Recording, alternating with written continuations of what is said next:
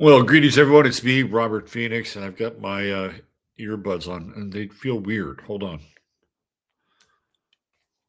There's maybe this will be better. Yeah, it feels better. I can live with that. Let me just make sure I got my microphone hooked up in a reasonable way. Yep. So here we are. It's the solstice. How is everyone? For all you Detroit Lion fans out there, rough ending to your game and your season.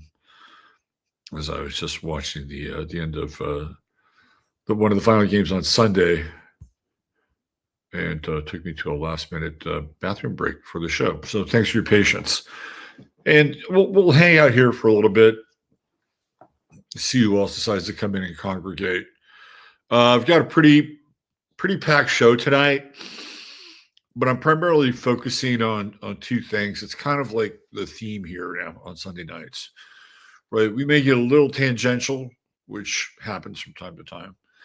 But if you didn't watch Friday's show with Masaki, I highly recommend it. One of the things that he really brings to the table is a pretty thorough knowledge and understanding of what's happening in the Far East. And one of the things that we talked about was China. A lot of some Japan, a lot of China. And it led me to, and I've been wanting to do this for a while, revisiting China's astrology because they're going through some major changes astrologically, which we've covered over the years. And this is the period that China would go through its greatest transformation. And, you know, crisis and transformation are the same hexagram in the I Ching. So there would be some crisis to go along with China's transformational mode as well. Wherever that crisis originates from, it can be internal crisis or it can be external crisis. But we're gonna pop open the lid and take a look at the chart of China. The other thing that is mentioned on the thumbnail, there's something really interesting going on with groups.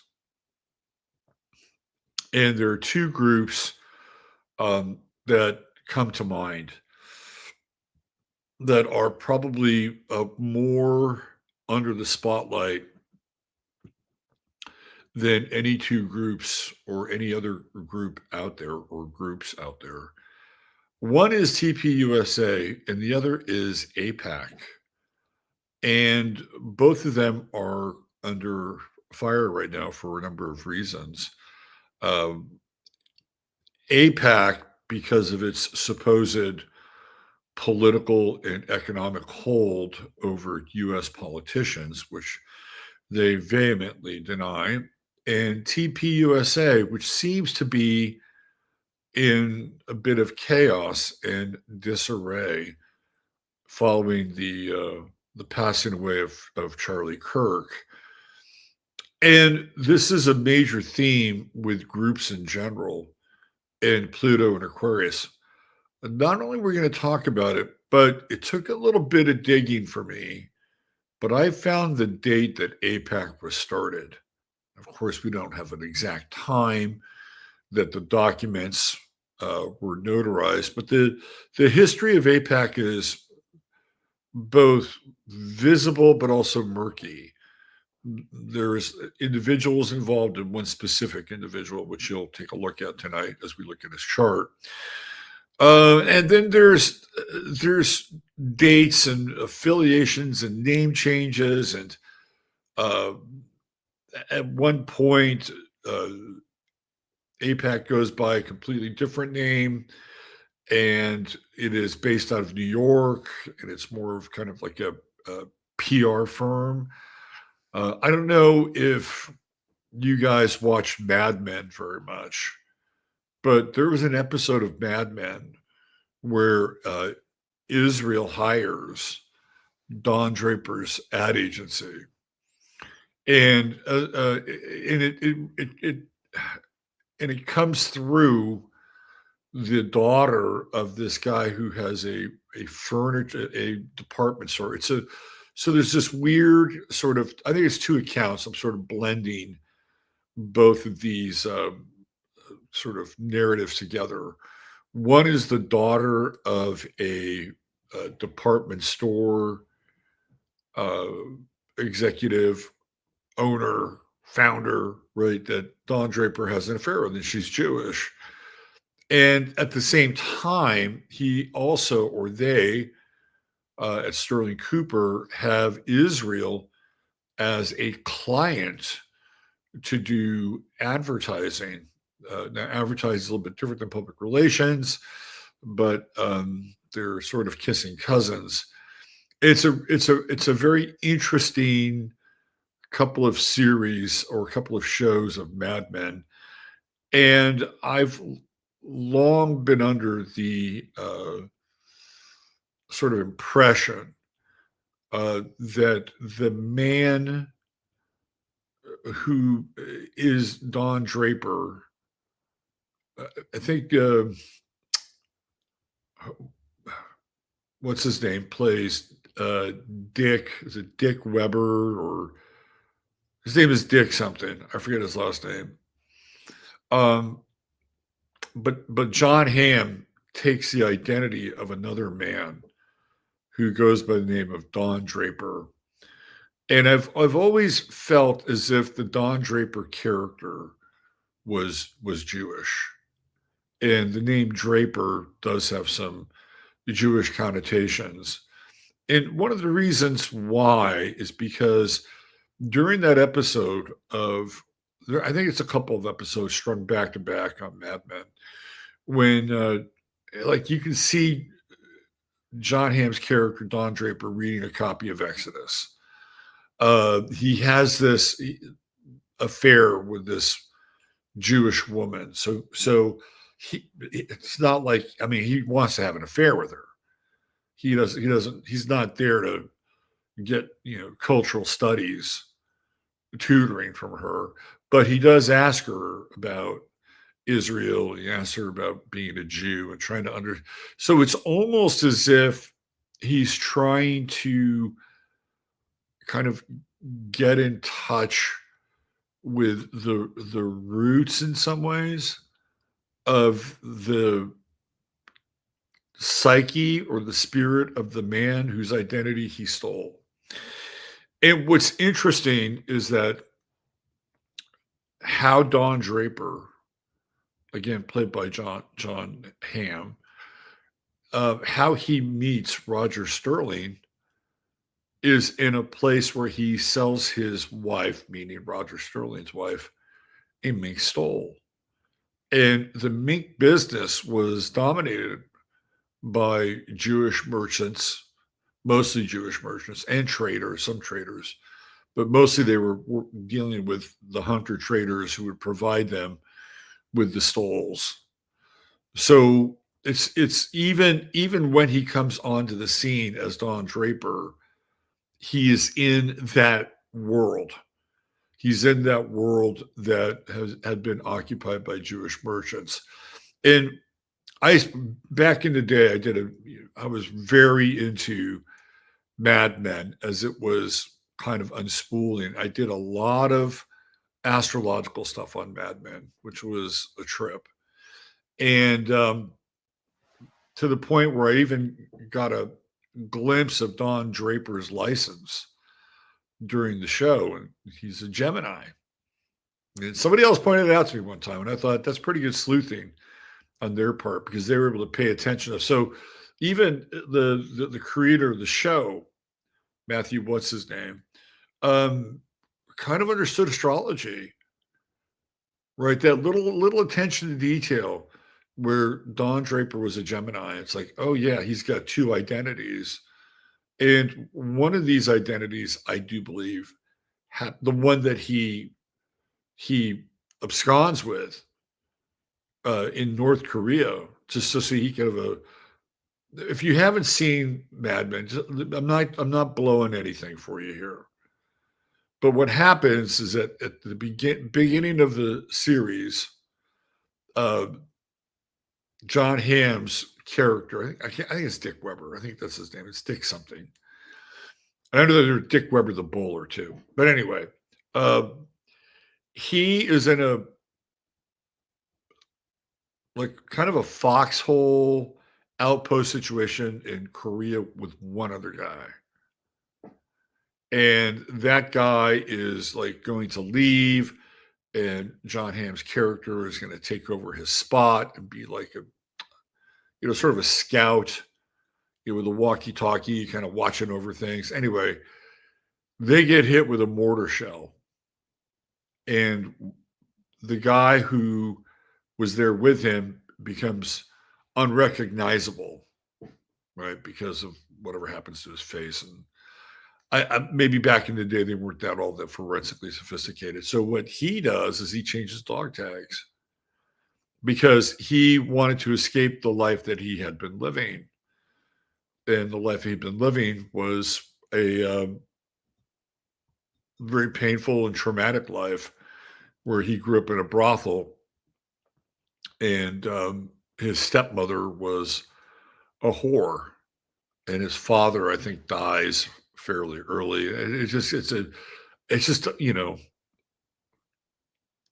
ball of pain, and he wants to ditch it. So he figures that this will be his opportunity to get a fresh start in life as a new person. So he comes back as Don Draper, and hence having the license and Gemini, and there's attention to detail and something like that, right? John Hamm happens to be a Pisces, in case you wanted to know his astrological sign, and a very violent Pisces, apparently. Very violent. John Hamm had a very nasty lawsuit slapped on him when he was at UT during some hazing. And when you hear the actual commentary, when you read the report that was filed by the claimant, it is pretty ugly. And John Hamm comes across as being a sadist. I think it was ultimately settled out of court. And this was kind of years after the fact that this guy had been severely injured and humiliated by his fraternity, in which John Hamm seemed to be the ringleader. So anyway,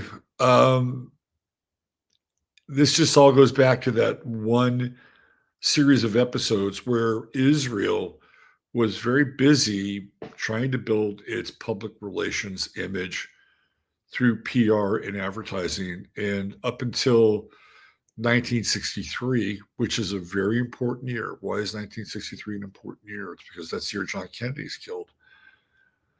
APAC is in New York City.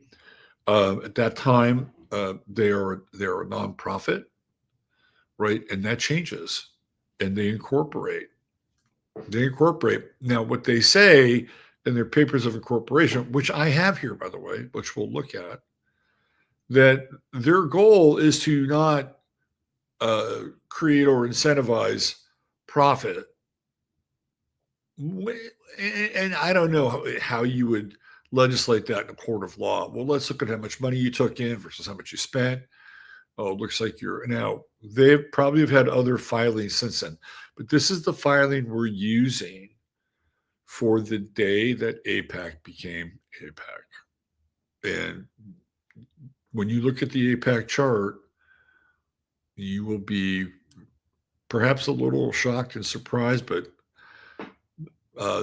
not, I don't know, not overly shocked. Because groups are under fire now, right? Like, and I'm just bringing up two of them. You have the whole TPUSA fiasco boondoggle. And by the way, I looked into TPUSA, and I'm not going to go deep on the astrology of TPUSA tonight, but the history of TPUSA, I know you're here for astrology, and we'll get there. I promise. I promise we'll get there. But the history of TPUSA is really weird. Like, TPUSA starts the day after Charlie Kirk graduates from high school. Think about that for a second. The day after Charlie Kirk graduates from high school, TPUSA starts. There's a guy by the name of Bill Montgomery who, I guess, sees Charlie deliver a speech. Where do we hear that before? It's like, there's always it's like, "Oh, they delivered a speech, and I realized that this person had a lot of power and promise." It's the same thing that Nick Fuentes said in his own way when he was at a debate, at, Boston College with, I believe, if I'm not mistaken, somebody from the university newspaper, like an editor, and took them on in a debate challenge. And Nick, having watched plenty of Ben Shapiro, knew a bunch of debate tactics and crushed the guy. And who sees that? Ben Shapiro. And they decide that they want to somehow incorporate Nick Fuentes uh, into uh, the Daily Wire, right? Like they see the potential there. So it all kind of starts with a speech, right? And again, I found it really fascinating that the TPUSA really has its roots in 2012. And it takes 4 years for TPUSA to really get up and running and cranked up. Now, they had plenty of money. One of the early investors of TPUSA was, let me see if I can find this.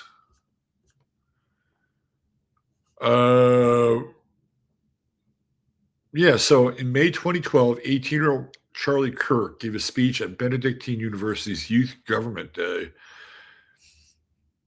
Impressed retired marketing entrepreneur and Tea Party activist Bill Montgomery encouraged Kirk to postpone college and engage full-time in political activism. A month later, the day after Kirk graduated from high school, they launched Turning Point USA, a Section 501c3 nonprofit organization. Montgomery became Kirk's mentor and worked behind the scenes, handling paperwork for the organization. Montgomery often described himself as the group's co-founder, although it was not an official recognition by the group or Kirk. So TPUSA is a Gemini group. It was founded on June 5th, 2012. And I think it's interesting because TPUSA morphs into a for-profit out of a nonprofit. And when you get into the evolution of these groups, it seems as though they have enough status to shapeshift between different affiliations. They could be for-profit or nonprofit, giving which entity you're interacting with, right? So in 2012, this all happens very quickly, and this is at the Republican National Convention. Charlie Kirk meets this guy named Foster Freeze, who is a big Republican donor. And the story goes that Kirk persuaded him to make a 5-figure donation to the organization. Freeze was also on the organization's advisory council alongside Ginny Thomas. Well, if you're wondering who Ginny Thomas is, that's Clarence Thomas's wife. So you have Clarence Thomas, who is the probably one of the longest reigning justices on the Supreme Court. His wife was on the early board of TPUSA. I'm sure she's long since resigned from that position. But a key figure very early on, so between 2016 and 2017, they raised $8.2 million. One of the big donors was Bernie Marcus. And Bernie Marcus is the co-founder of Home Depot, along with Arthur Blank. And Bernie Marcus began the Israeli investment into TPUSA. Like prior to that, TPUSA was kind of this grassroots, although Foster Freeze was an interesting insider, to say the least. It's not, I think, until Bernie Marcus, former Illinois Governor Bruce Rauner, Richard Uihlein, and the money starts rolling in. right? That just starts rolling in. And the other thing that they did, this is where the relation with Candace Owens comes into play. And look, we get into the astrology, I promise. But just in case some of you don't know this, right? How did Candace Owens and Charlie Kirk get together? Candace Owens was running this thing called Blexit, and it was her and Brandon Tatum. Now they may have their pigmentation in common, but their orientation couldn't be more different or disparate, because Brandon Tatum would go on to become Israel's biggest champion, and Candace Owens, one of their most valuable critics. So Blexit merges with TPUSA. And so Blexit would be incorporating all their messaging, branding style, corporate structure. And Candace Owens and Brandon Tatum were in the leadership roles. So that's how Candace Owens and Charlie Kirk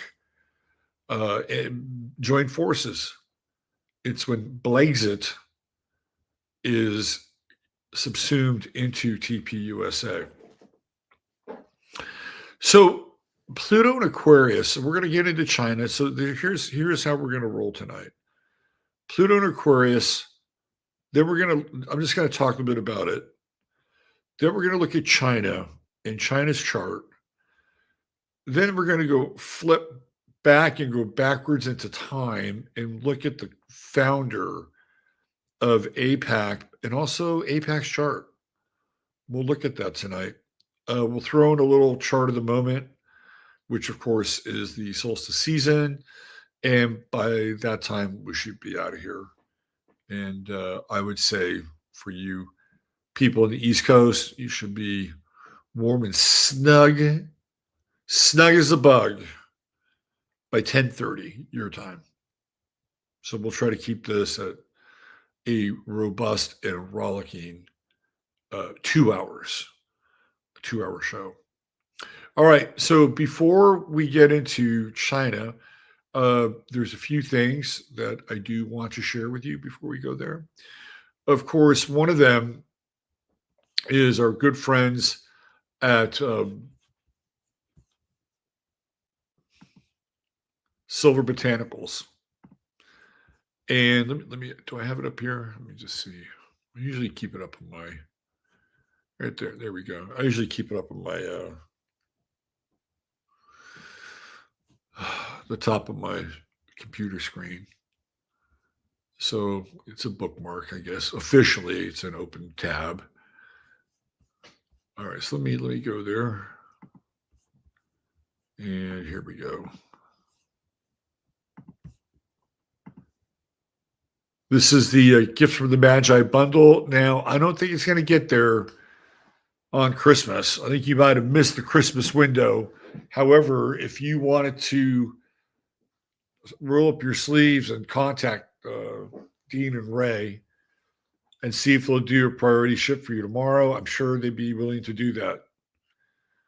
And all you have to do is look up Silver Botanicals, and somebody will answer the number there at Silver Botanicals. And if they don't answer it immediately, they'll get back to you as soon as they possibly can, probably within an hour. So if you are dead set that this is what you want and you want to be able to get it to somebody before Christmas, you can make that call. If not, this goes on sale through the month, actually through the end of this month. So the 31st of December is the last day that you can get this. And you can give a gift to yourself with some of the best personal and household products that you can invest in. Nano silver. Silver is going up. Silver is the big fucking deal right now. And it's in these products. We're living in the, it's so funny how Trump said that this is going to be the golden age. It's looking more and more like the silver age. So if you want to invest in silver on a personal level with your body, look no further. This highest quality nano silver you'll find. We established that when we had Dean and Ray on the show. And the essential oils, they're almost all organic, and they're from all over the world. So they're securing the sort of the best of breed when it comes to infusing their nanified silver with the essential oils that make them go. So you've got the sea serum, you've got the gift of the Magi bundle, which is a great personal scent. You have the total body skin therapy that is enough for 2 luxurious bath applications. The Silver Tongue Oral Care, which is great and makes your mouth feel really refreshed. We get the mist humidifier, so you can put this in your humidifier, or you can put it in your nebulizer. There are instructions like how much you add per device, right? So they supply you with that. There's the sea serum for your skin, fantastic stuff.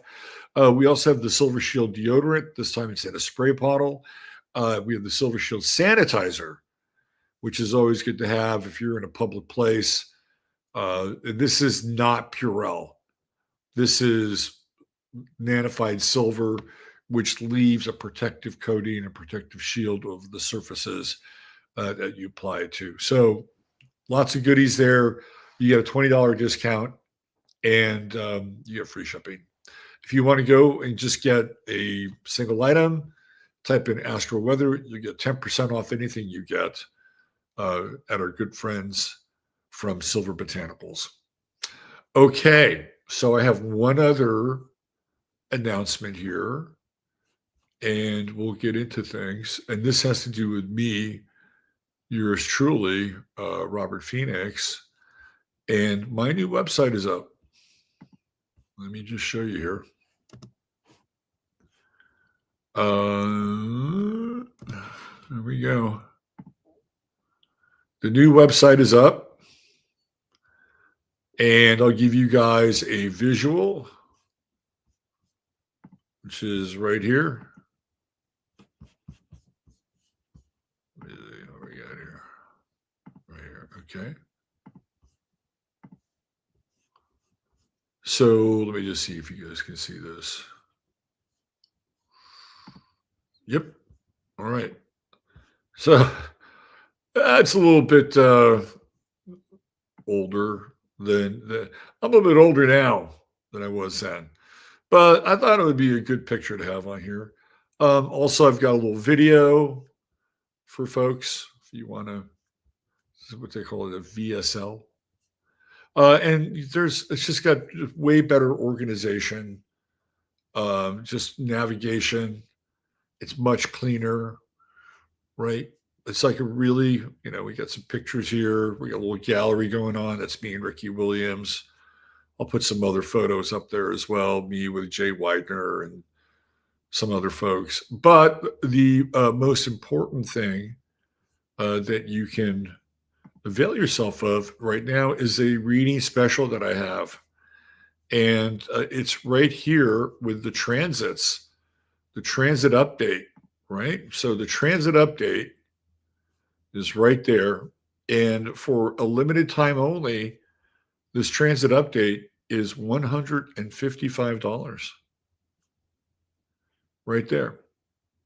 So I'm going to put the link inside of chat. So you guys, if you want to avail yourself of that, this is in celebration of me relaunching my website right there. So if you want to take advantage of that, that's where you do it. And it will be $155 until Christmas Day. You're on the clock. You are on the clock. And if you've been on the fence and you saw, gee, I'd like to get a reading, but I don't have the money or it's too expensive, I'm rolling back the clock. I'm going back to basically 2015 era prices. So I'm taking $95 off the readings for a limited period of time. Now, here's the deal. You have to wait until after the first of the year so we can schedule. But the great news is that in addition to having a new website, I also have a new communication interface, and it comes through a client called Quo, which allows you to message and call me. And there's a landing page after every time you purchase a reading. And there's also the number here, right there. Boom, we can do it as a ticker. Take this out. Right there. Oh, that's the coffee one. You can do that too if you want. We'll do this one. There we go. Yeah, right there.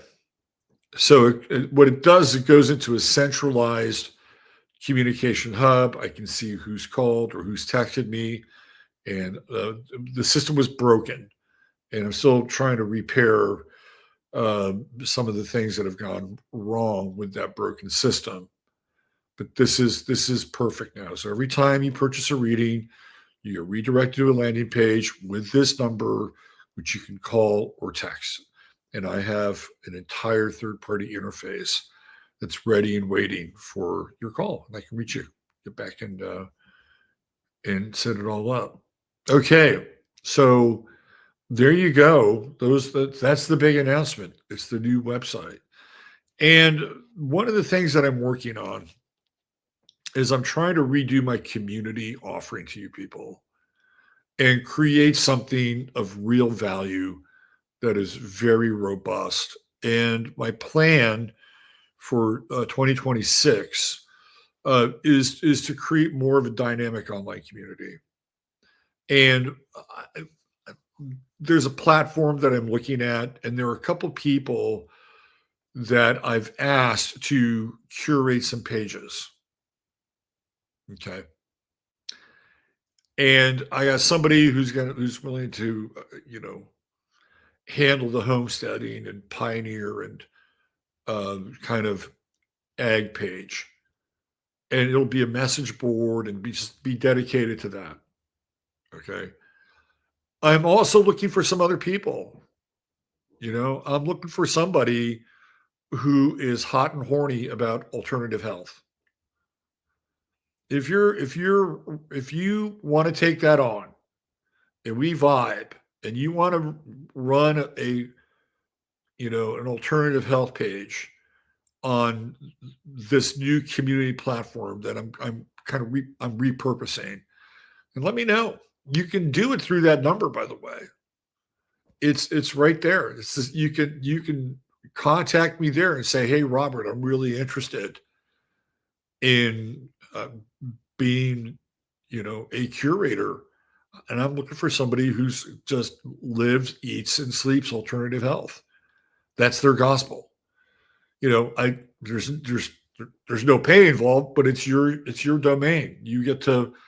It's your space. You get to manage it, and as long as you don't get too crazy, you'll be able to kind of run that. I'm also looking for people or person who is really into high strange and synchronicities and weird borderline X-File stuff.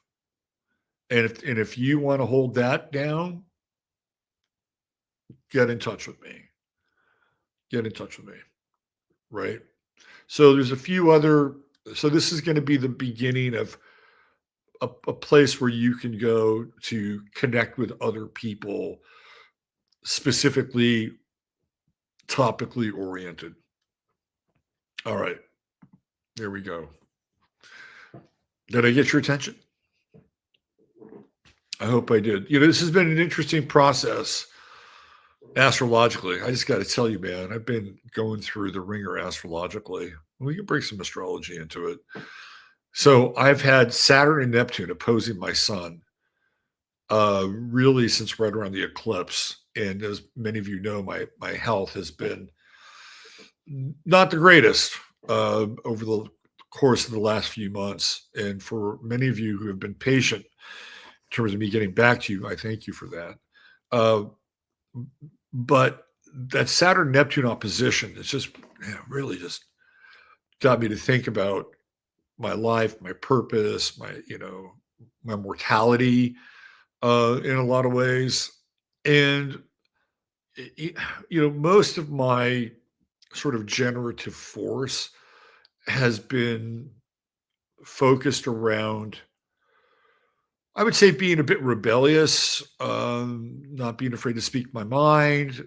And I haven't abandoned that cause. I haven't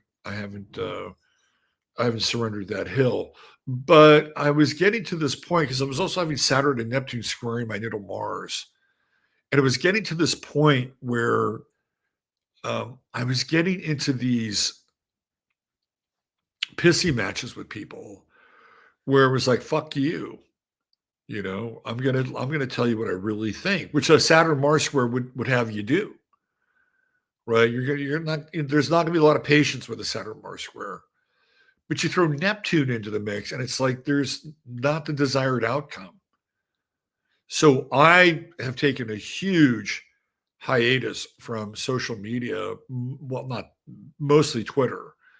Huge hiatus because number one, I was getting into conflict with people, and I could feel, and this I had never experienced it like this before, but I could feel my heart almost beating against my rib cage as my blood pressure would go up, and I would roll up my sleeves on Twitter to take somebody on, right? And I can't do this right now. I can't because I could feel like if I got too wound up, I could be going to the hospital for what? So I could win a fucking argument on Twitter. So I've had to really kind of reappraise my approach during this time. It has not been, full frontal because I've done a lot of full frontal um, approaches since I started this. So I've been podcasting since 2010. I've been podcasting for it'll be 16 years this January.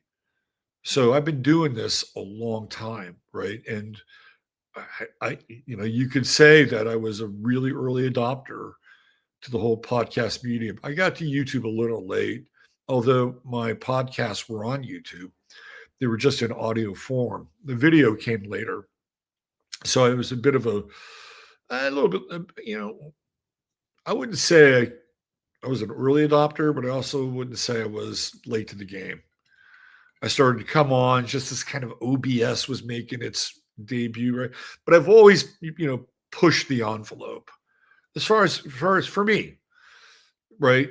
And this has been less about pushing the envelope now and more about kind of reinvesting and reinventing things that I've already created and worked on and making them better. And I've cut these are I'm just giving you just, my life is an open book most of the time. There's some things I don't go public with, and neither should I have to go public with them, and neither should anybody. You need to have a private life, right? But there have been moments where, through this last eclipse season, especially this last eclipse, which occurred right in my sun, and you go through a health thing, you ask yourself, am I doing the right thing? Do I have enough, because I started to feel physically more vulnerable than I'd ever felt before. And that can be a really, really compromising place to be. And so I began to, question whether or not I should continue to do this for a number of different reasons. And I've gotten to this place where it's actually a transit where you either improve or you walk away. It's a very particular transit. So I decided to invest in improving versus completely walking away. Remember, Saturn's at the bottom of my chart. And when you have Saturn at the bottom of your chart, here's an astrology lesson for you. You are getting ready for Saturn to emerge 14 and a half years later on your midheaven, where it then takes root. And you get to, well, it doesn't take root. I take that back. It takes root in the fourth house. That's where Saturn flowers. If you can imagine Saturn flowering, it's when it crosses the midheaven and goes into the 10th house. It's Saturn's house. It's like game on. Let's see what you're made of. You spent the last 14 years going through the fire, right? Especially that Saturn 8th house transit, cleansing, purifying, letting go, parts of you dying off that no longer need to be there, right? That's all Saturn going through the 8th house. And it gets to the 9th house, and it's like, okay, well, what am I going to hang sort of this new philosophy on? Who am I going to be? What are going to be my codes, my ethics? What higher laws, if there are any higher laws, do I need to follow and adhere as I get the finishing touches for Saturn to go into my 10th house? So this is the nature of Saturn going through the 4th. What you're doing is you're establishing a new foundation for what's about to take place 14 and a half years from now. But I mean, let's be honest, 14 and a half years from now, I'll be 79 and a half years old, I'll be close to 80 years old. Am I going to have some kind of new professional beginning at that time? It happened back in 2006, 2007, when Saturn crossed my midheaven, and that's when I started to blog about astrology. And it was actually 2008. And the rest is like how you got here tonight, watching me in this blue room. Like that's where it all started, and that was Saturn. So it's always an interesting time when Saturn is down in the bottom of your chart. A lot of times people move, they relocate with Saturn in their 4th house. If they don't relocate, they have to shore up their original or their structure that they're living in now, with the whole idea that when it comes to the top of the chart, boom, that's where you're going to be, right? And so for me, when I go back and look at that Saturn and Pisces time, the last time it was in the bottom of my chart, I was doing psychic readings and tarot readings on my phone in California.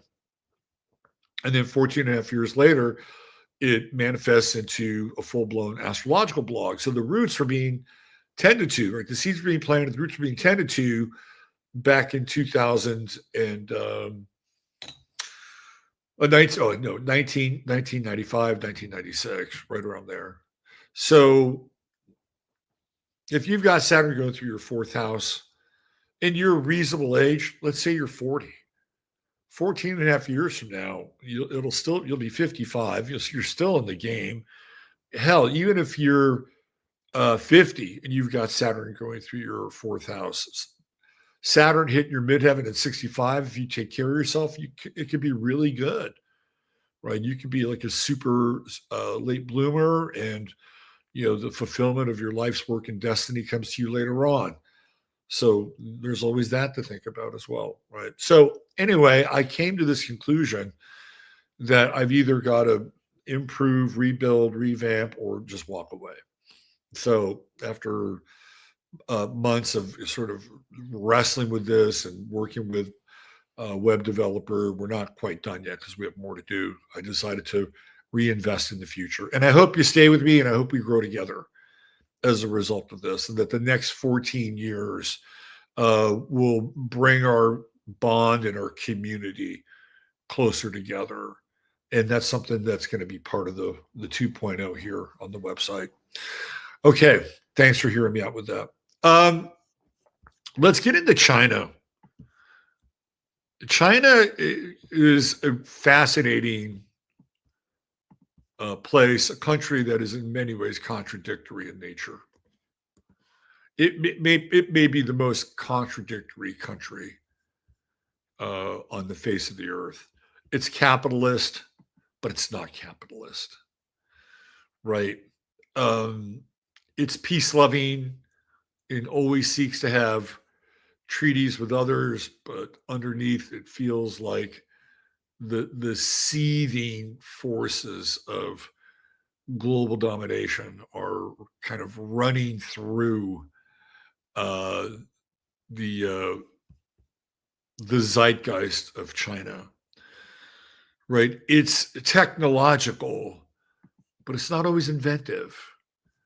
There's great mimicry in China, and sometimes the mimicry can be even better than the original, which is born out of another place. So it is a country of great contradiction. Somebody, could say that about the U.S. as well, but I think China is even more contradictory.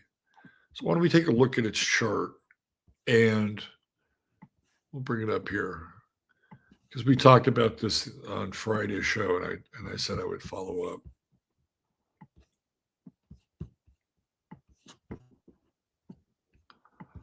Okay, here we go.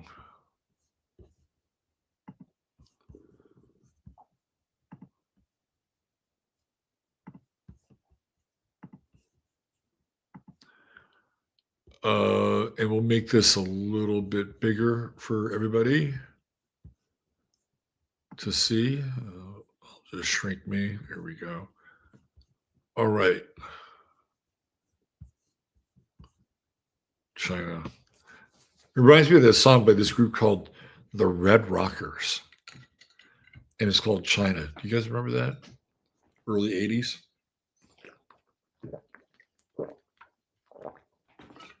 They were a new wave band from New Orleans. Anyway, this is China. It is a Libra country. We've looked at this chart before. So some of this may be a little bit familiar to some of you. And for others, you may be hearing this for the first time. It is a Libra country. It was founded on October 1st, 1949 at 3:01 p.m. in Beijing. So China is very Libran. I mean, can't you feel it? Can't you feel how Libra China is? It's all very polite, a lot of bowing going on, right? There's not a lot of outward aggression. It's not like Israel and its super stellium of Leo in the 10th house, and it's like, we rule the desert, right? These guys rule behind the scenes. Modern China is the power behind the throne, which in some ways is brilliantly Asian. Mandarin is a term I think they would use. And there is the sun at 7 degrees Libra, right? So we have Sun in Libra, there's Pallas in Virgo, we have Mercury in Libra, we have Neptune in Libra, we have Ceres in Libra, and of course there's the South Node in Libra. Now, what China really is China is actually really aggressive, right? True Node in Aries, second house. And that's aggressive, right? Aries is all about conflict and war, but aggression sometimes isn't always determined by bullets and bodies. China has been very aggressive on the rare earth minerals front. And when you look at that second eighth house axis, that's exactly what we're talking about, right? Like China has gone out and pioneered relationships with countries in Africa, South America. They're very tight with Venezuela. They've been working with Venezuela on the tech end for a while now. They've been installing Venezuela's universal basic income program and identity cards and all the tech that goes on behind that. Venezuela is one of these eighth house partners that China seems to specialize in, right? They have contracts, they have deals, but you don't really know what's going on, right? You don't know what's really going on. Like, oh, okay. Do you know how many Chinese there are in Tijuana? There's a lot. There are Chinese all over Mexico. There are Chinese all over Canada, right? I mean, they have done a great job of being global over the past, I would say, 10 to 15 years and beginning to infiltrate into areas of governance and influence. You have people like Eric Swalwell and his little Chinese spy, right? And that's just kind of one version of this, right? But they're very good at being, what's the word I'm looking for? They're very good at being accommodating, but accommodating for a purpose, right? Accommodating for a reason. And they do a lot of backroom deals and a lot of deals that just we the people don't know about, right? And China has often been accused of being the number one producer of fentanyl. And with all those plants in the eighth house, I wouldn't I wouldn't argue against that, right? The eighth house is Scorpio's house. And this is all about taboo and the underworld and compulsion and addiction. And we have Neptune there. Neptune represents drugs. What's it doing? It's squaring Jupiter, right? It's also squaring Uranus. So that's a cultural square. But this one is interesting, right? It is squaring Jupiter, and Jupiter in Capricorn in the 12th house. And that Jupiter is conjunct the United States Pluto. It's off by what is it? 5 degrees, right? And so, yeah, who's China profiting from in that relationship? Yeah, China is. Um, but this is also, a very occulted house in how people in foreign powers and foreign places that would be influenced by Jupiter, right? And Venus in the ninth house, Jupiter's house. And these would be the visible contracts, right? These would be the visible contracts that China has. And they're out there, right? That's what they're doing. They are building contracts and deals with other countries and other nations. They're not into regime change, although they're not known for being the most hospitable. Not what I call them hospitable. They're not known for being the most progressive employers when it comes to moving into an area and extracting rare earth minerals. I've seen some videos of. I saw this one video. This one African guy in Central Africa who beat the shit out of his Chinese boss. I don't think it ended well for him, by the way, but he wasn't having it. Right. Whatever this guy was yelling at him in a language he couldn't understand, he wasn't having it. But this is what they've done. This is what they've invested in. And Venus and Scorpio, you don't always know what the intent is. That's the nature of Venus and Scorpio. The intent around relating is often occluded or hidden. And Venus is in its detriment in Scorpio. So it will say and do anything in order to get what it is looking for. In Venus and Scorpio's case, it's power. It's power. It's the power of the purse or the power of the pussy. One of the two, right? This is what it boils down to. Both are resources, by the way, and both are highly coveted. Venus and Scorpio is something that assembles itself around those kinds of ideas, but also has a very hard time letting go, right? So, like, whatever kind of relationship China has with Venezuela, they ain't going to let it go, right? Why? Because they've got a Venus Pluto square and they got a Venus Mars square. If you want, let's say they do, they've been there. If you wanted to get China out of Venezuela and remove their footprint from South America, you would literally have to go to war with Venezuela, which would be a proxy war with China, and then you would have to disassemble any of the Chinese infrastructure that has been built ever since Maduro showed up, and then you would have to begin a process. And we talked about this on Friday. You'd have to begin a process where you begin to flip Latin America country by country. And there's already stirrings and what's leisure domain and cloak and dagger in Chile. That's happening. There's like some like weird regime change in Colombia started to, prop up its ugly little head. So South America is really, I think, the inflection point for this relationship with China, because they're not going to leave. This is fixed, right? Venus and Scorpio is fixed, and this is ninth house, and this is their relationship with other countries and other governments outside of themselves, and they're there for the resources.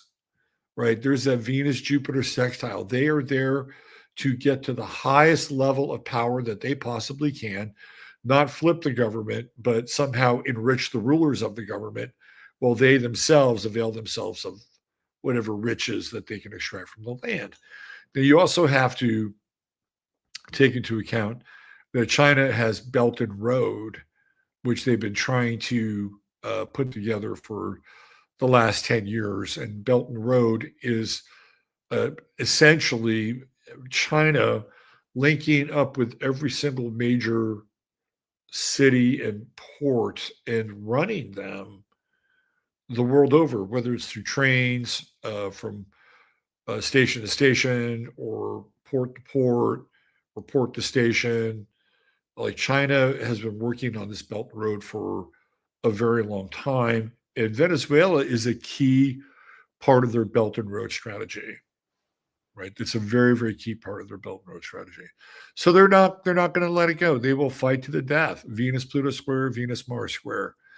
And at the same time, they will always try to use their their version of diplomacy or their version of talking things through over here on the other side of the chart. They'll say, I mean, to be honest, this is not a country that I wouldn't trust any country. A country is just not trustworthy. But this is not a country to trust. Not when you have a Venus Neptune sextile, conjunction, and a square with Jupiter. I mean, they'll tell you anything. They'll tell you anything just to be cool, right?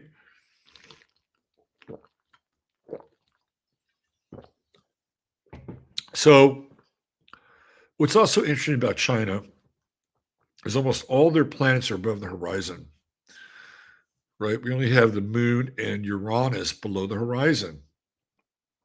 That's not a lot of ballast.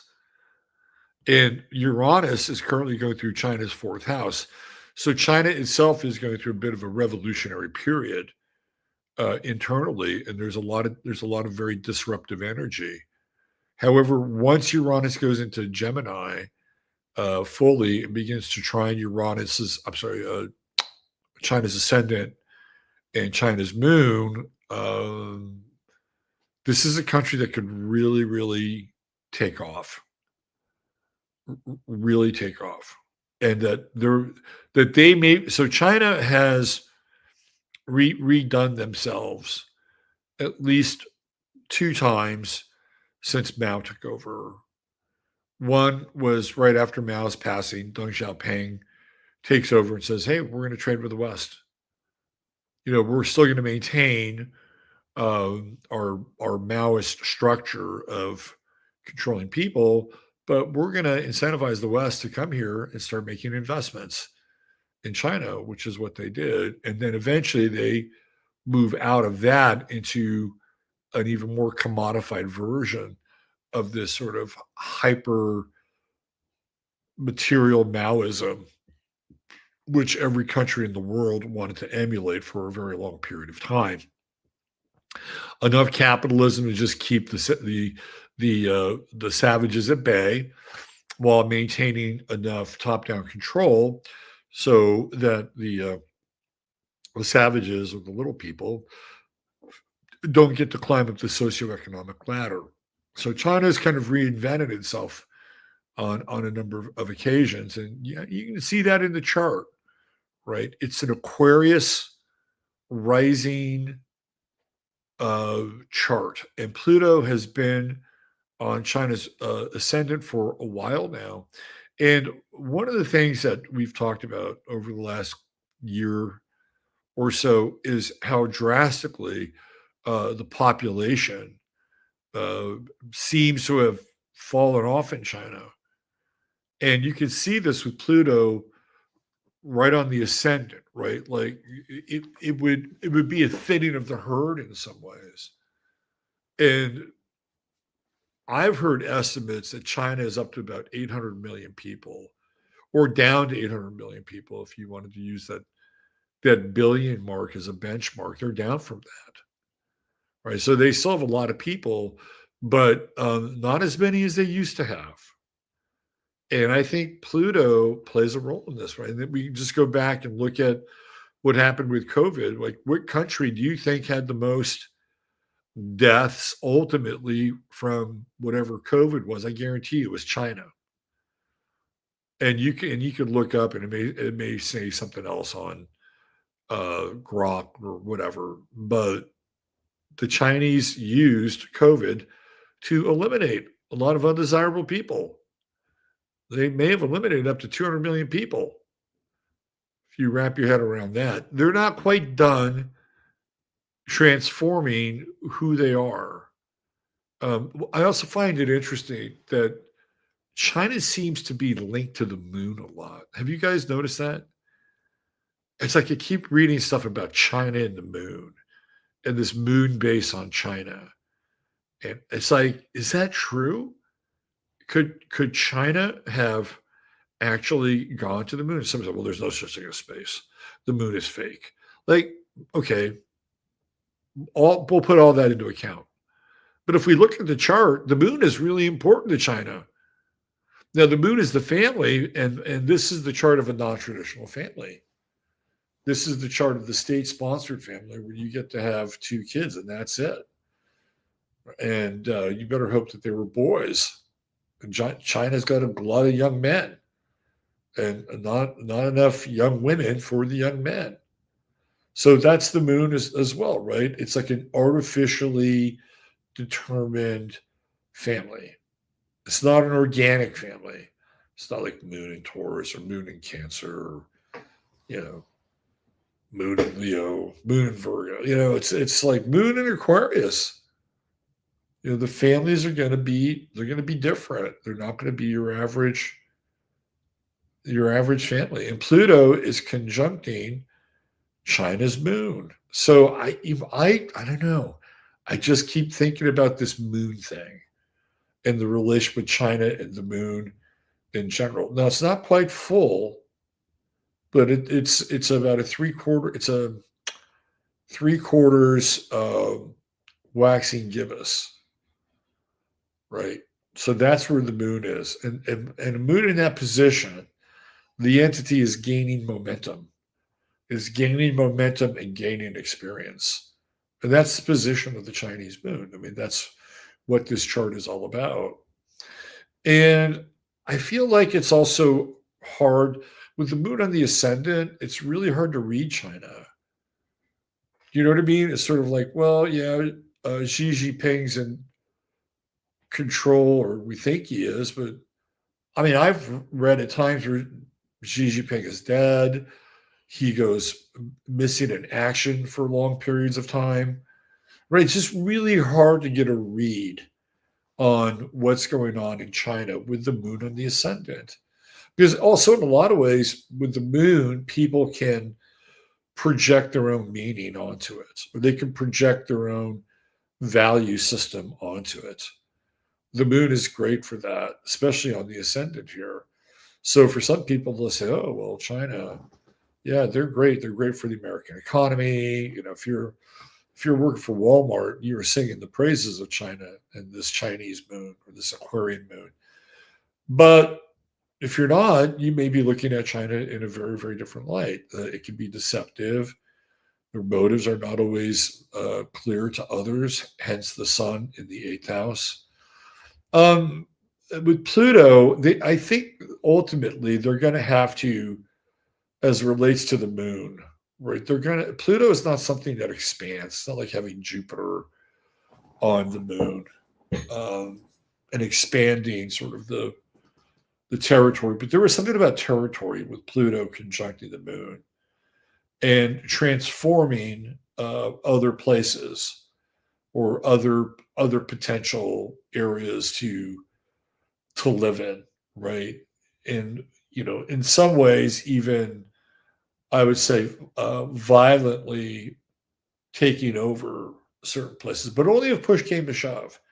And that may be coming sooner rather than later. Let's take a look at China's true node. It's in the sign of Aries, which is down here, right? This is their destiny. Their destiny in Aries is like manifest destiny. I mean, the story of China, whether you are down with it or not, the story of China is pretty fucking amazing, right? Like they come out of this medieval sort of reality in the 1970s. By the time the Clintons get into office and they start to give China all of our shit, right? State secrets, most favored nation trading status. Like the Clintons were steroids and human growth hormone for the Chinese economy. And that's really the 90s, the mid 90s. So we're talking roughly, let's go 92. 92 is, if I'm not mistaken, when Bill Clinton gets elected, right? So 92. From 92 until now, what is that? 90 would make it 45 years. Am I right? 35 years. 90 would make it 35, 36. So less than 36 years. China kind of went from being this bumfuck backwater, we're still, coming through the marshlands of the Middle Ages country, to being one of the most powerful countries on the face of the earth. It happens in just a little over a quarter century. It's a huge story. And it's a story that probably doesn't get enough coverage in a lot of ways. I'm sure in China, they're doing Charzan chest beating all the time. Look at what we've done. Look what we've accomplished. Look at us. Look at the West, right? I'm sure you see a lot of very pro-Chinese propaganda to bring this point home. But it's also pretty true. Now, did it come at the cost of human rights? Well, sure. Right? We could go right into the opposite sign again. Libra, fairness, balance, equality, liberty, all those things. No, sir. The eighth house, we're going to hide it. We're going to give you the veneer that we are a society that is based on the moon in Aquarius, and everything's equal. Right? I mean, the moon in Aquarius really is, in a lot of ways, the socialist home. It is the model of the socialist home. But in order to do that, they had to, I think, and I'm putting this politely, break a lot of eggs because they're driven. Even though this is a Libra country with the true node in the second house, they are driven. And so what we're looking at here is Saturn and Saturn's conjunction with their true node. Let's take a look at that. That's going to be, we'll go into 2026. That gets back to this idea that China wants to transform its living space. Not expand, but transform. Okay, so we get up to 14 degrees in July of 2026. You can see that right there. Right? 14 degrees. And the true node is at 16. So that means that we're not going to see that until 2027, when we have an exact conjunction on China's true node. And that's right here, March of 2027. This is when things get very hot.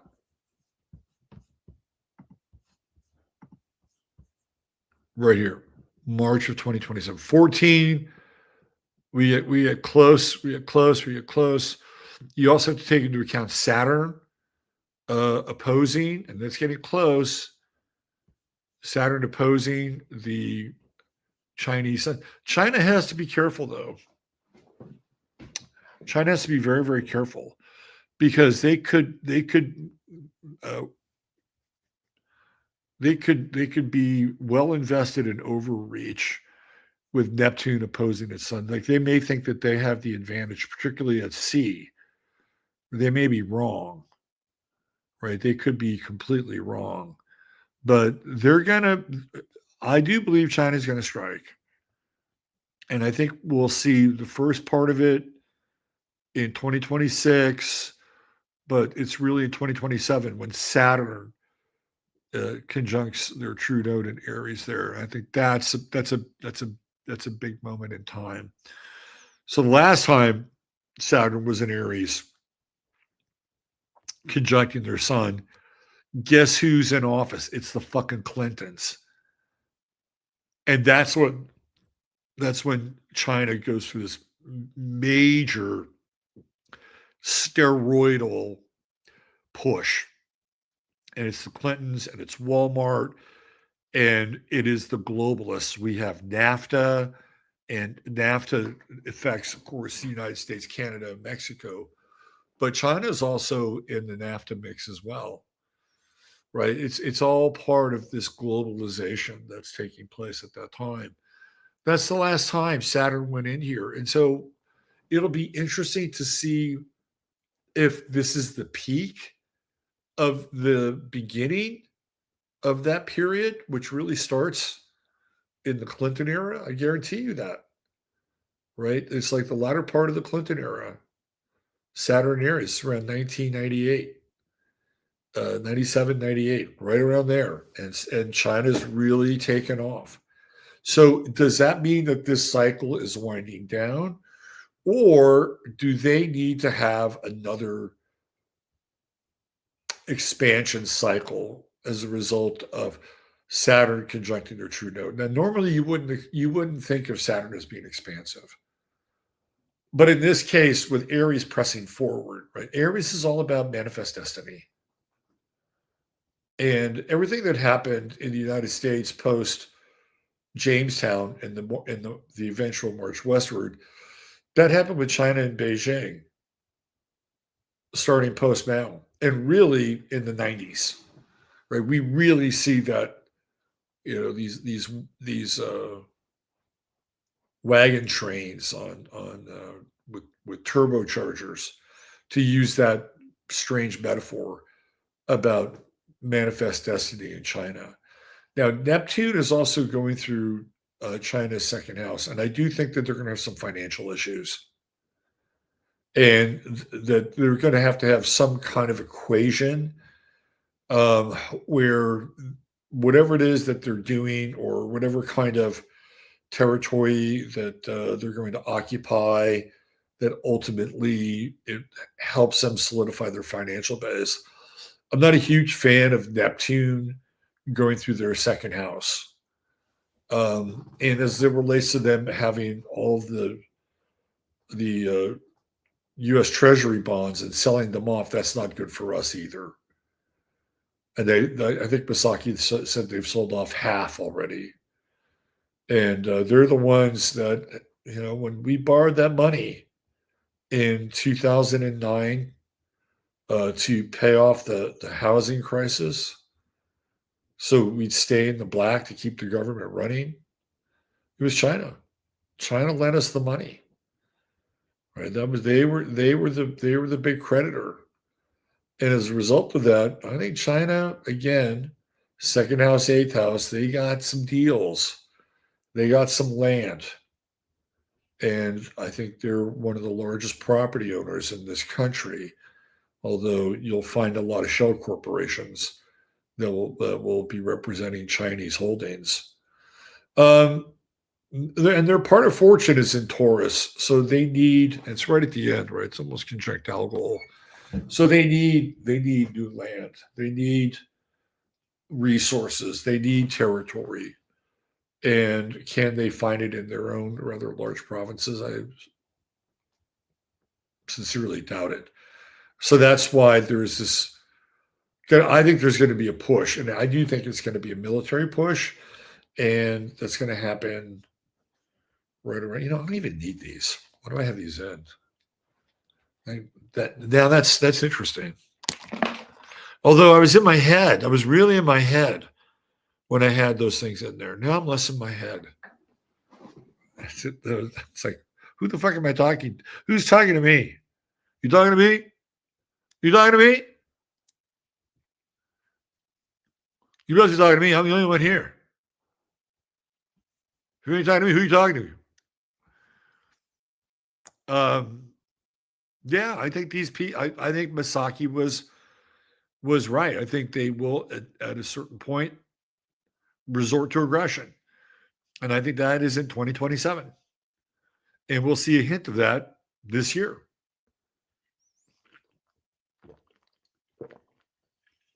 We'll see a lot of saber rattling, and with Uranus in their fourth house, they're also open to making new alliances with other countries. So again, the world seems to be mostly corporate, and China is just one big fucking corporation. But it's also China, and it has very distinct cultural perspectives and values.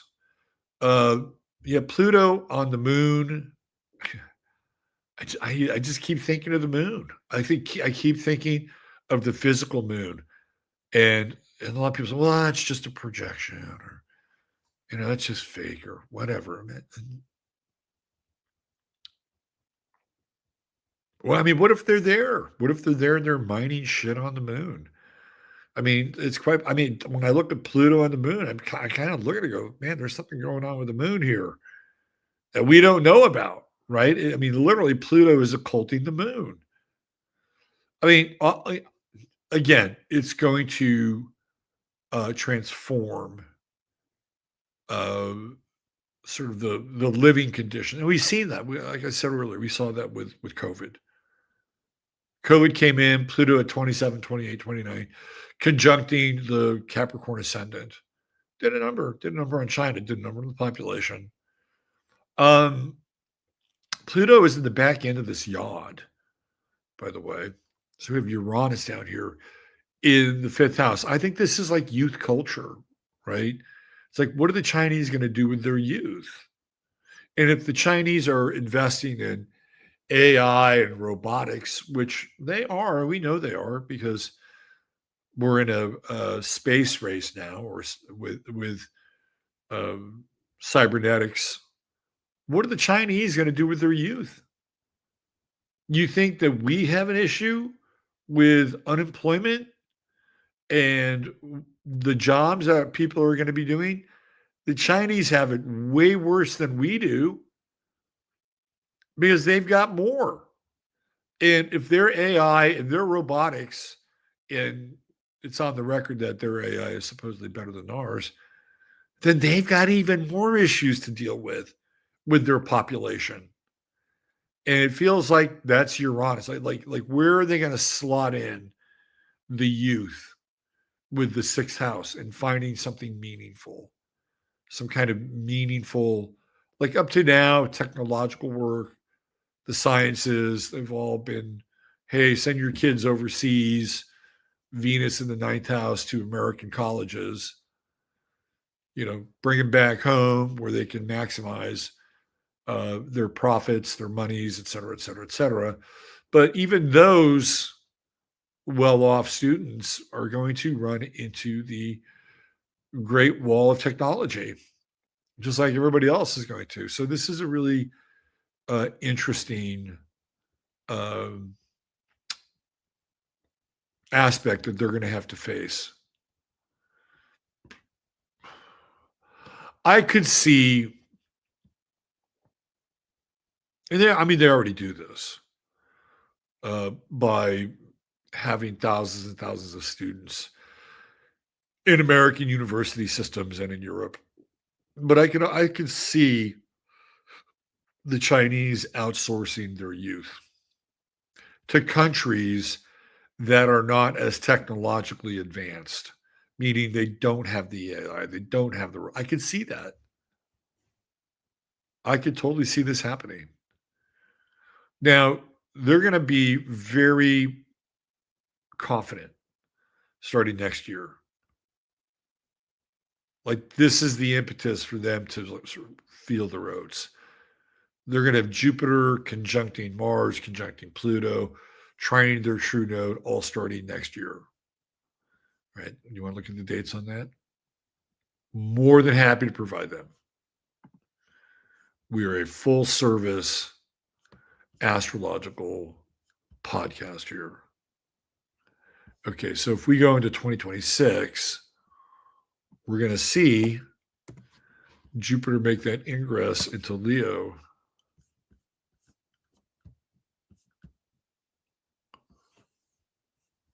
Right there.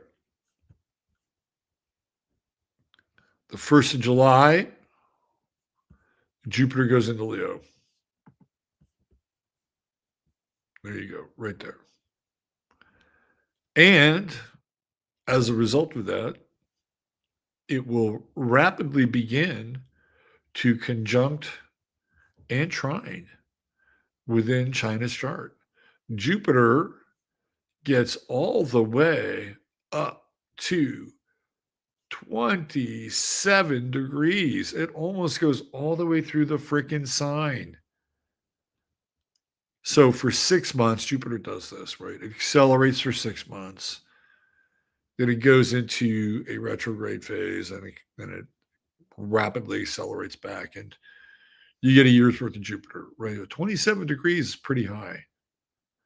So it doesn't go retrograde until then, right? So if we go back to China's chart, which is, I guess we could use, we'll use this version. Right? So Jupiter at 27 degrees is right here. Now that retrograde may be tricky for them, but they will have no shortage of confidence. Jupiter conjunct Mars, Jupiter conjunct Pluto, and it's like they're at, they believe, the height of their powers with their partners. And that's also going to be, kind of close to Saturn coming in and beginning to conjunct the true node. So if we go to 2027, let's see how far Jupiter goes back.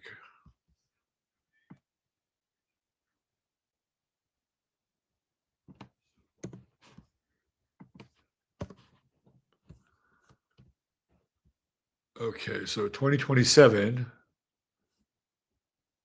Jupiter retrogrades all the way to 17 degrees. 17 degrees. Right there. It stations on its Pluto. Wow. Wow. And then Saturn is at 16. And where does that put Saturn? Right there. And what month is that?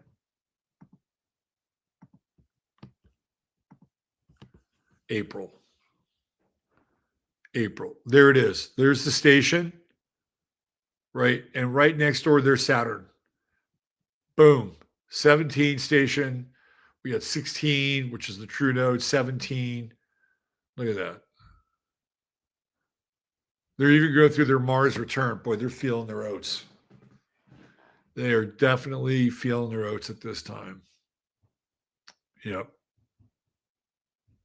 And Uranus trining their ascendant. They're going to make their move. China's going to make their move, and it will be a military move. This is the month. Circle it. There'll be things that will be leading up to this. You'll see some skirmishes. You'll see tension. And look, they could all be working this out in boardroom somewhere and scripting it up for all we know. I'm just telling you the astrology around it. This is the time. Right here, April 2027. All right. So we're an hour and a half into the show. And I think we've covered China. I think we've unturned lots of stones here. And I gave you a date because they need to transform who they are, how they live, where they live. That's a big deal. Okay, let me see. What do you guys have to say about it? Let me check in with some of the comments. In a sense, I'm more concerned about the Zionists than the Chinese. Well, we'll have a look at that too. And sometimes they are working together. The Zionists are in trouble. After this bowl, I'm out. I think it's time to finally quit. That's funny. I wonder if I listen to Asmon Gold. No, I don't. Let's see. Much of the population lives as though 1600. Yeah. Yeah.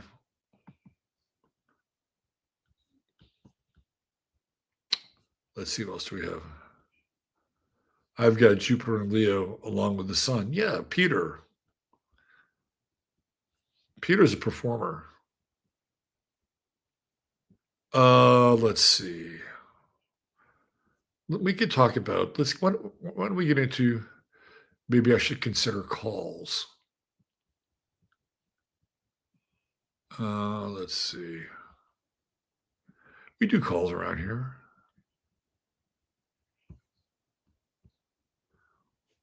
I'm just going through some of the other comments. Pluto dries you out. Yeah, I agree.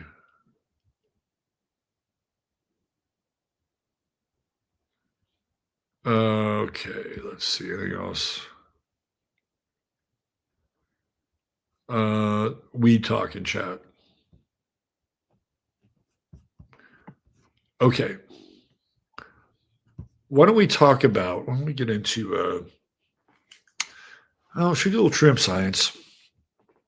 We're about halfway through, and I'm about to jump into APAC. The Zionist part of the show.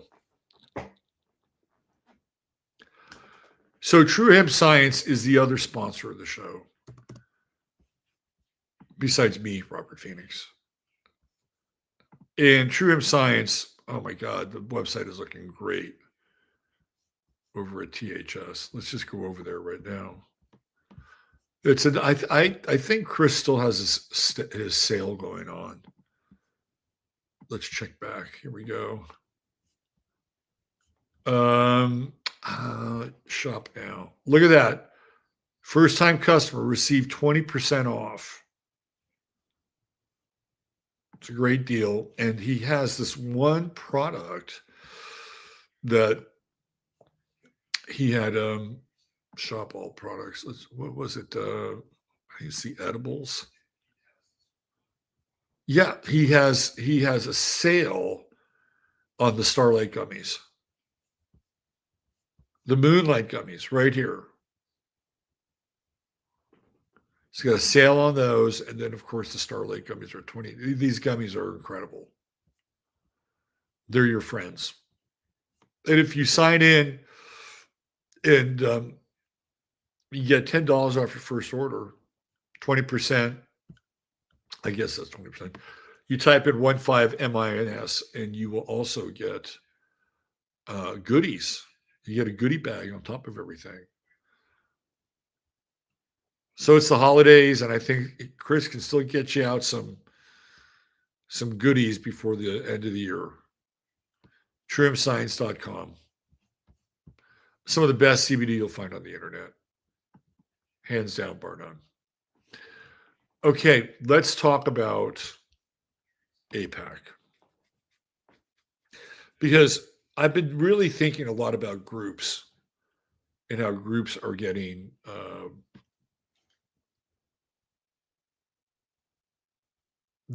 they're getting exposed.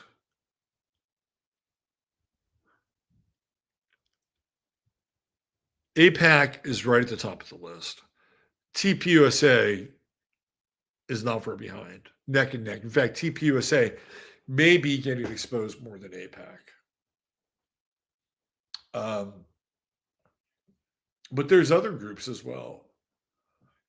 I have a feeling that some of the professional sports leagues, particularly the NFL and the NBA, that they're at risk. And that's a group. It's a consortium of teams. Teams or groups. And the dirty little secret in those groups is gambling. and gambling. I think we're just starting to scratch the surface of gambling and its involvement in professional sports. Gambling is ubiquitous, and it's a vice that I think has been made far too easy and accessible for people to blow their money on. And I've said this before, but back in the day, if you wanted to blow your money, you had basically two legal options, and then you had illegal options, right? Your legal options were Atlantic City, where they didn't do sports betting, by the way. There's no sports betting in Atlantic City. You could play the tables and blackjack and whatever, slot machines, but no sports betting. Or you had to go to Nevada, where Nevada, you could have all of the games, plus you could sports bet. So if you're in a sports bet, you had to fly across the country or drive a considerable distance. The third option would be to place bets with bookies. And bookies would take bets. And my father used to bring home these parlay punch cards. And some dude was running for somebody inside the warehouse. So those were your options back. Now it's everywhere. Now it's completely ubiquitous. And it's again, it's very Pluto and Aquarius, because Pluto represents resources, other people's money, and Aquarius, of course, is the internet, sports betting apps, and teams. Right. So we've seen some of this start to emerge a little bit in the NBA, but the NBA is doing its own investigation now. Cash Patel. How long is Cash Patel? By the way, I called Dan Bongino. I said Dan Bongino is going to resign. You didn't need to be fucking Nostradamus to figure this out, right? Oh, I know why I had these on, because of the mic. That's why. You can probably still hear me, but it probably wasn't as good. Oh, listen to that. I'm a lot closer now. Yeah, it's the mic. Normally I have the mic sort of just attached. But you didn't have to be Nostradamus to figure out Dan Bongino was going to get the sack. Now, did you? Or he was going to sack himself. I mean, the guy had a nervous fucking breakdown. He had a nervous breakdown. Once he found out that they weren't going to roll out the Epstein files and all the stuff that he'd been. The internet doesn't lie. There's video of Dan Bongino talking about it and how it's going to be like a real source of his efforts, and he used it as a platform. And once the word came down that we're going to shut it down, Dan Bongino shut down. It was like a robot that just froze. It was frozen there for months until finally he sort of resurfaces and then says, yeah, I'm done. I'm done. I'm walking away. How long is Cash Patel for that world? I mean, he's coming under fire as well. And the reason I'm bringing him up is because, he's doing this big investigation into sports gambling.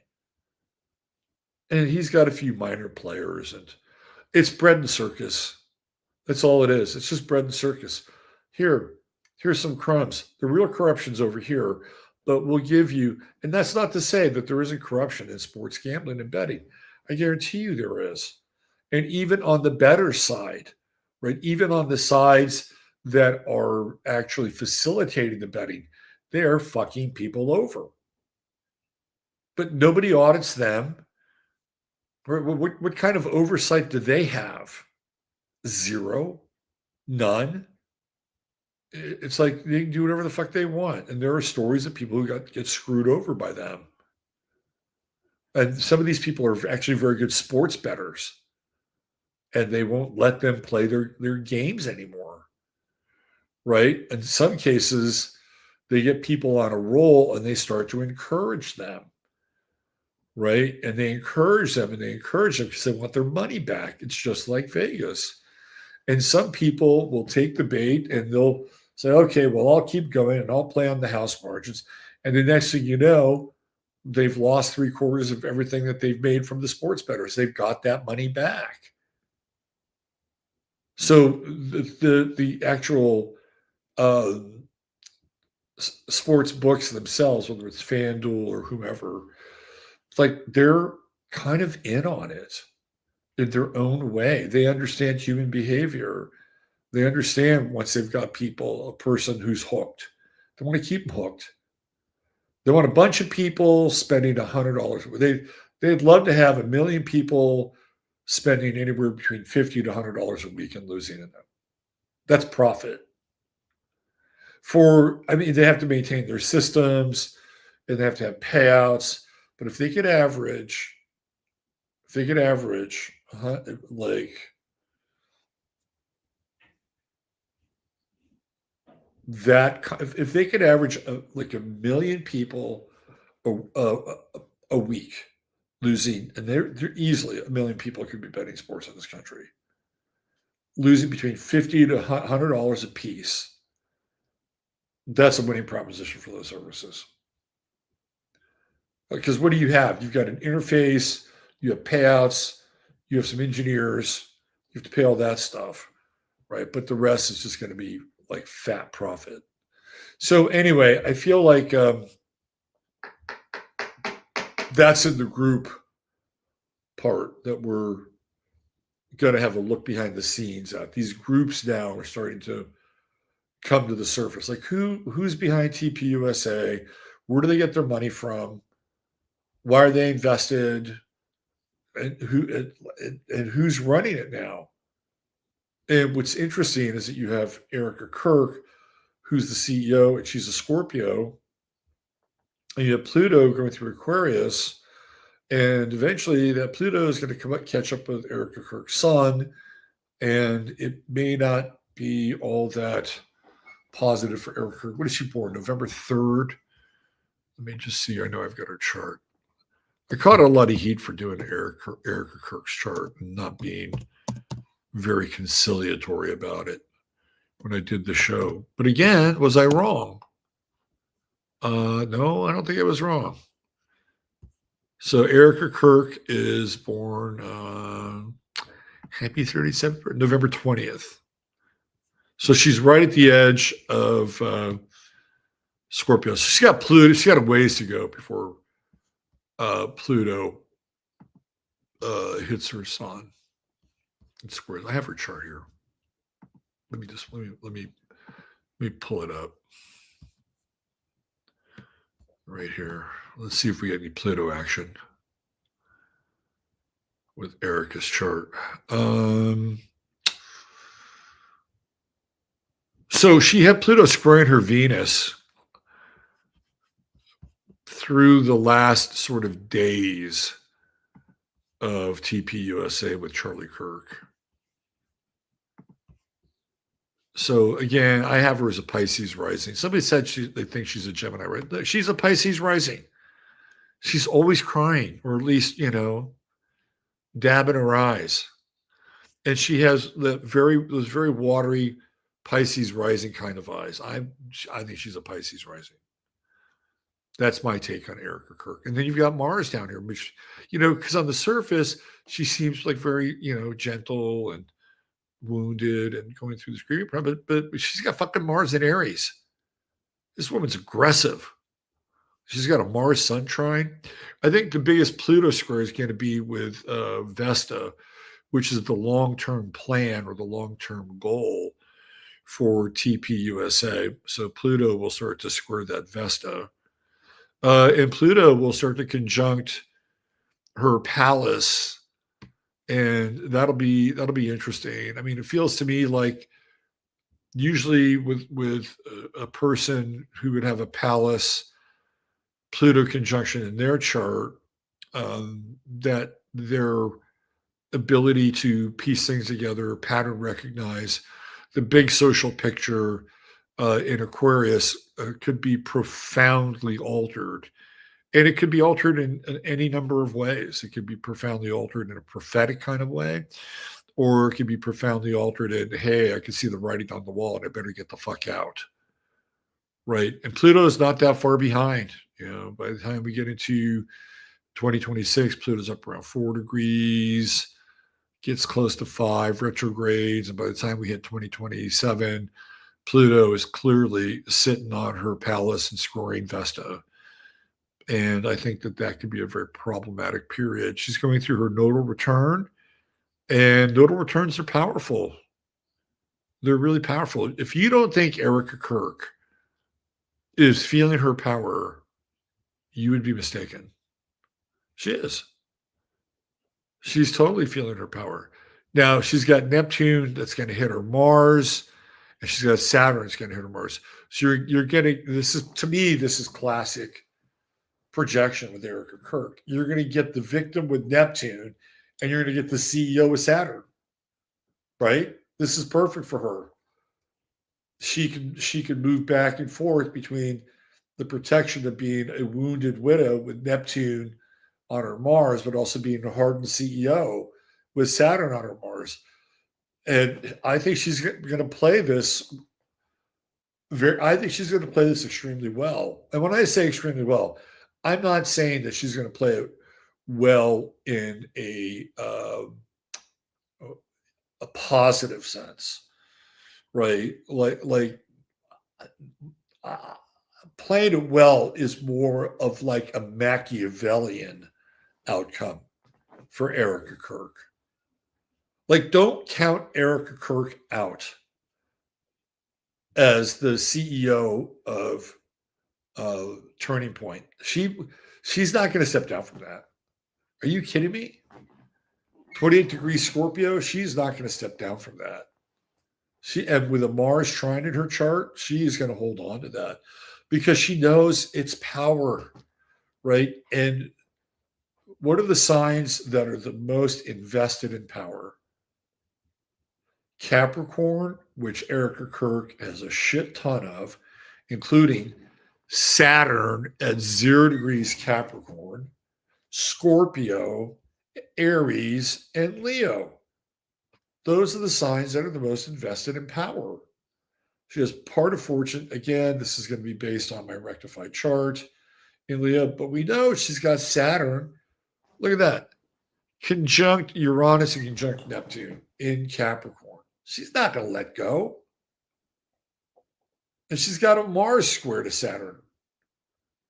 Erica Kirk, you do not be fooled by her what would you call this? Her grieving countenance, her kitschy grieving countenance. Don't be fooled by her. This is a very calculated and strong woman. Now, I also feel like she's been hacked along the way as well. But the two don't have to be mutually exclusive. Not everybody retires to the private sector like Kathy O'Brien and stays out of the way of the limelight. I mean, if she's from like if she's from a monarch family and she was bred to be not just a honeypot, but a honeypot with power, that's a whole other story, right? And JD Vance is getting closer and closer and closer to TPUSA. And they're going to need TPUSA to somehow have a meaningful result in the midterms. So look for JD Vance to do way more TPUSA events on college campuses and places across the country where the quote-unquote red vote is in danger. And TPUSA, being the organizing principle, would be responsible for the organization of those dates. And Erica Kirk, as a result of this, will work much more closely with JD Vance. So this woman's not, but I will say this, right? What doesn't kill you makes you stronger. And she's got that Neptune-Saturn conjunction on her Mars. And if she can withstand the heat of this moment, and Candace Owens and all these other people that are turning on her, and in true Scorpio fashion, you know, take names while it's all happening, watch out for this person. The final chapters in Erica Kirk have not been written whatsoever. And I guarantee you she's feeling some kind of power. I mean, come on. She comes out there in a gold lame pantsuit. I mean, this is like a fantasy for her. So I don't know how we got here, but I just had to go to her chart and show you guys. Okay, groups. Let's talk about groups. Okay, APAC. Somebody brought up Zionism. Zionism, Ben Shapiro, the Daily Wire. I mean, I saw Steve Bannon excoriate Ben Shapiro at TPUSA. Now, who knows? Maybe he told Ben, I got to go talk a bunch of shit about you beforehand. So don't worry about it. But maybe he didn't. Because the words he used were not flattering at all. Right? He talked about like what a sneaky little troll he was and how he wanted to take over Breitbart when he was there at Breitbart, which is true, by the way. Steve Bannon took over Breitbart for Andrew Breitbart. And Ben Shapiro wanted to take it over from Steve Bannon. He wanted to forcefully take it over, right? Breitbart being financed by the Mercer family. And Ben Shapiro has taken a lot of heat. Right? And the whole thing, and we've been watching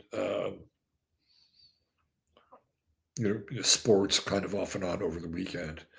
And they have a whole series of commercials running now, which are all based on, did you know that 1 out of 3 Jewish people fears for anti-Semitism on a daily basis? And so they're on a full frontal assault right now to massage the message that if you criticize this particular group, that it is a hate-filled message, and it's going to fire up the camps, and they're going to be exterminated again. This is really sort of the subtext of this message, because they do mention the Holocaust inside of this message.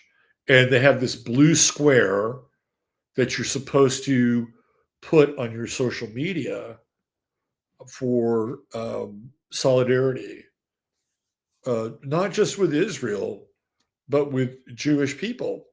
And really, this whole dialogue has come out of what's happened in Gaza since October 2 years ago. And what has gone on with making Israel great again versus making America great again. And they just had this TPUSA convention where there were times where people brought up the USS Liberty and and how unfair it was, and what went down and what happened. And there was a lot of cheering that took place. There were times when Ben Shapiro was speaking when there was some jeering taking place. So we're watching something happen before our very eyes that has never occurred before. Not at this level. We're watching the conversation of something very difficult take place in the public square, to the point where a particular group who doesn't like where the conversation is going is starting to pull out all the stops they can in order to change the conversation. So we have Barry Weiss now as the head of news at CBS, which was recently purchased by Larry Ellison. We have Larry Ellison recently purchasing TikTok. So the main goal here is to seize hold of the platforms, right? This is almost like seizing the means of production in some ways by the state. This is, kind of a corporatist, state-sponsored grab. And, there's no pushback from Trump and the Trump administration. They're all in. They're all in. So where did this all start? Especially the relationship between the United States and Israel, or the Zionists, right? And some people say we got to be really careful. You got to say Zionists versus Jewish people, and there's a lot of truth to that. There are people who are Jewish who do not ascribe to Zionism, nor do they ascribe to Bolshevism or socialism or communism, right? So we have to, let's put that on the table. And that's true.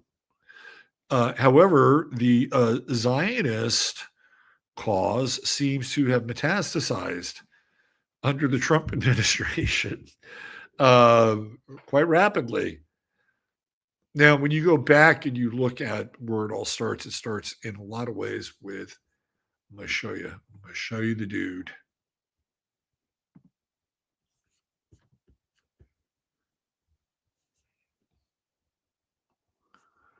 Let me see. I have it right up here. It is this guy right here. I even have his chart. I kind of messed with his chart. This is the founder of AIPAC. And as I promised, we're going to look at AIPAC's chart. So this is Isaiah L. Kennan. He looks a little bit like Gene Hackman, doesn't he? Born March 7th, 1905. He's a Canadian by birth, born in St. Stephen, New Brunswick. His father was born in Kiev. He was an insurance agent. His family was active in the Zionist movement. His father established the first B'nai Zion Club in Toronto and attended the first meetings of the World Zionist Congress.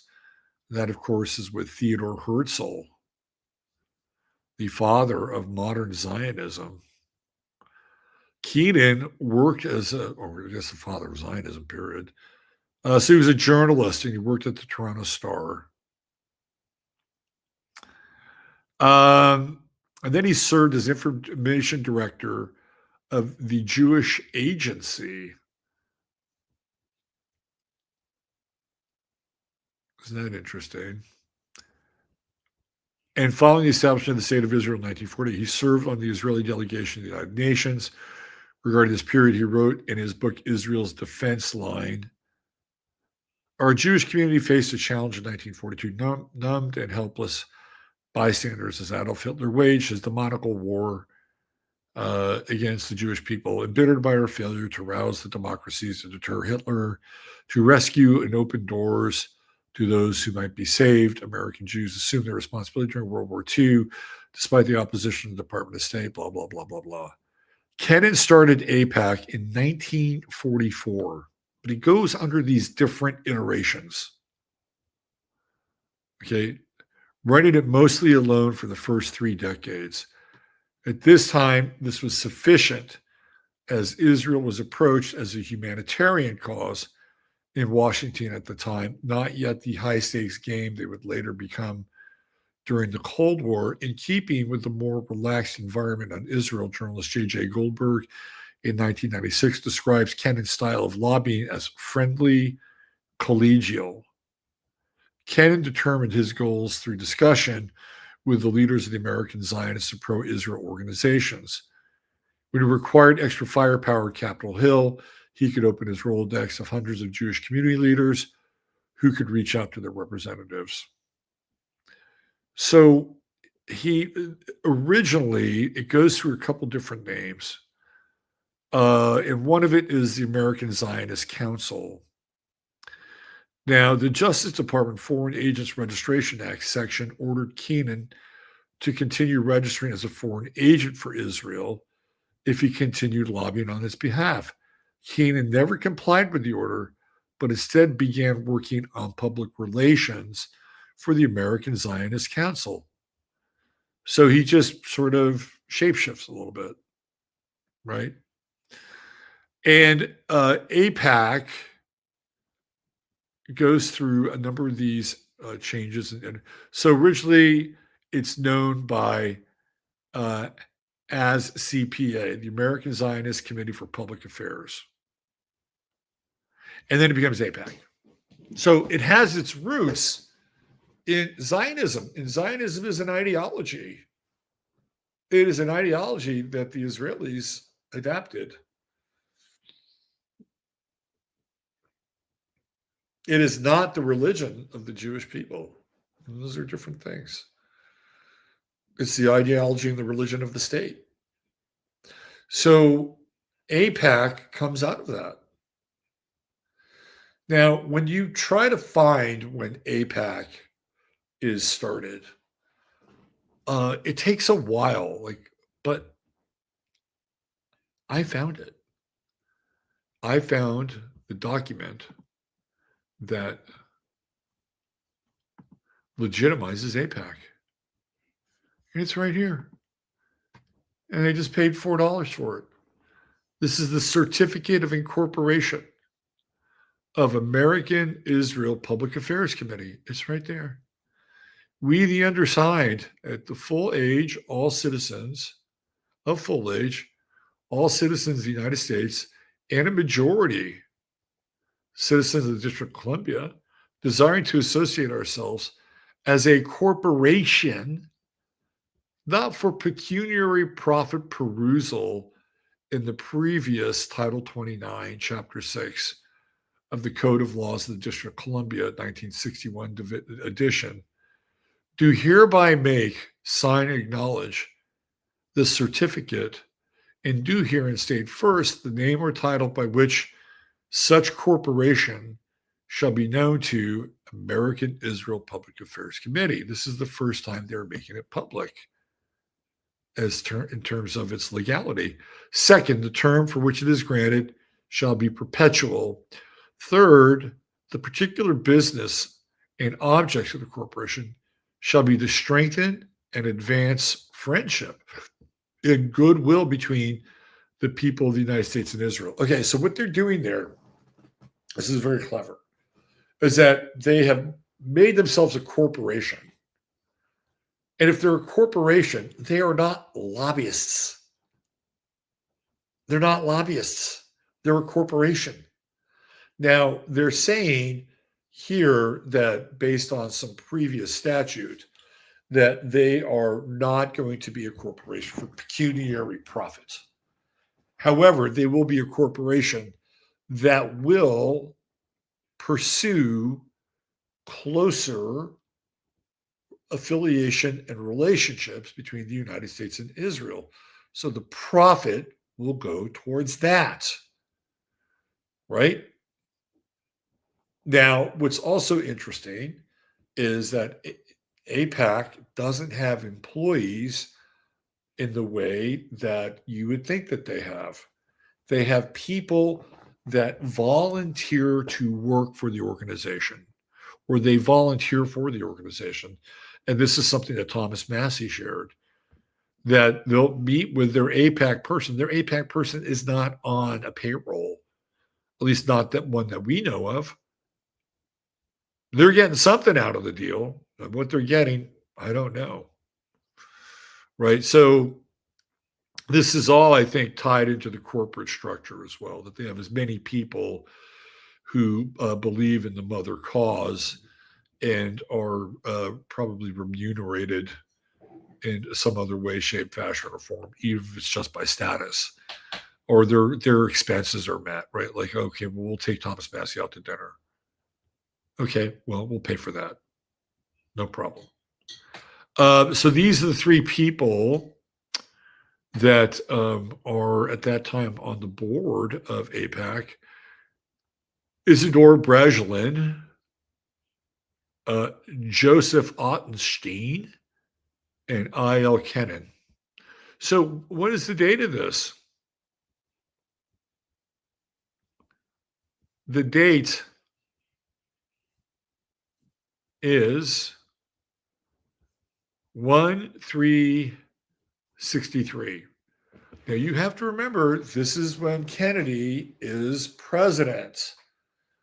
And there is a lot of heat and tension between Kennedy and the Israelis. Kennedy does not like David Ben-Gurion. Kennedy and his brother both crossed the Italian mob and the Israeli mob, who helped JFK get elected. So there was a considerable amount of bad blood between Kennedy. And now Meyer Lansky was no fan of Israel. He had to go there because he had the right of return, and uh, the Americans wanted to extradite him from Israel for trafficking crimes. Meyer Lansky was a genius. Right? He was a freaking genius. There wouldn't be the Italian mafia or even Vegas as we know it today without Meyer Lansky. Now you may say, well, that would be a good thing, and I'm not sure I'd argue with that. But he was the master organizer behind all of it. So AIPAC comes into existence on the 3rd of January, 1963. It would be 10 months and 19 days later that JFK would be shot in Dallas and taken out. Now, some of you will say, "Oh, that wasn't JFK," or he's gone, whatever, right? He was erased from the public record. He was no longer president. The things he was working on were done. We got shifted onto another timeline. Whatever you think happened this far down the line, it doesn't matter. It doesn't matter. You can quote me Miles Mathis until the cows come home. It doesn't really matter because of what happened in the aftermath. And that for all intents and purposes, it was a staged ritual. Okay, so let's look at the chart for AIPAC. I got one. And it is quite startling, to say the least. Let me see if I can find it. I had it on my desktop. All right, hold on. I was so excited when I found this thing.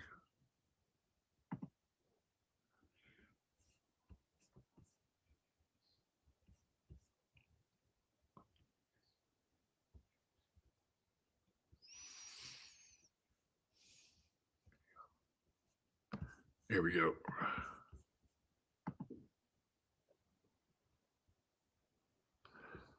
Okay. This is why AIPAC is in trouble.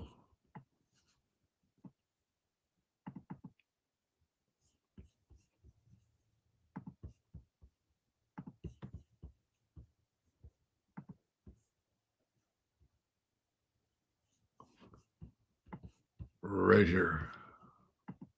Oh, no. Where'd it go? Hold on. That was a Zoom move. It wasn't a StreamYard move. This is a StreamYard move right here. Here we go.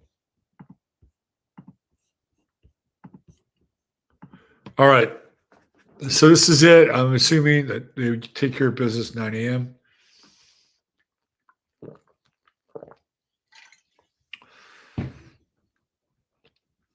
AIPAC has Mercury at 0 Aquarius. And I did this guy Keenan's chart too. I'll show you that in a minute. 0 Aquarius. And Saturn at 10. Now, again, I use a 9 a.m. time because it seems like you'd want to get to the notary really early to notarize that. So it was put together on the 12th, but signed on the 13th. And where's Pluto? Right there. Right there. Right on AIPAC's Mercury. Now, if you're going to start a lobbying group, I mean, this would be, I think, pretty significant. And in fact, a corporation is not even a corporation in the way that we would normally have a corporation, like Saturn and Aquarius. This is not very corporate. it's more like how APAC is today. It's a lobby group that's not a lobby group. It's a corporation that's not a corporation. Like it's this sort of amoeba-like thing. It's like a macrophage that can kind of shapeshift. But with Pluto, we just started talking about APAC with Pluto on Mercury. Who started talking about it? Who got the conversation going? It was Thomas Massey. Thomas Massey got the conversation going with Tucker Carlson. Now, other people had suffered at the wrath of APAC previously, getting primary, Cynthia McKinney being one of them. But it's Thomas Massey who brings this up. And now all of a sudden, people are looking at APAC. What is, and Tucker Carlson gets Ted Cruz on his show. And Ted Cruz looks like the village fucking idiot. Can you believe that that guy was a debating champion?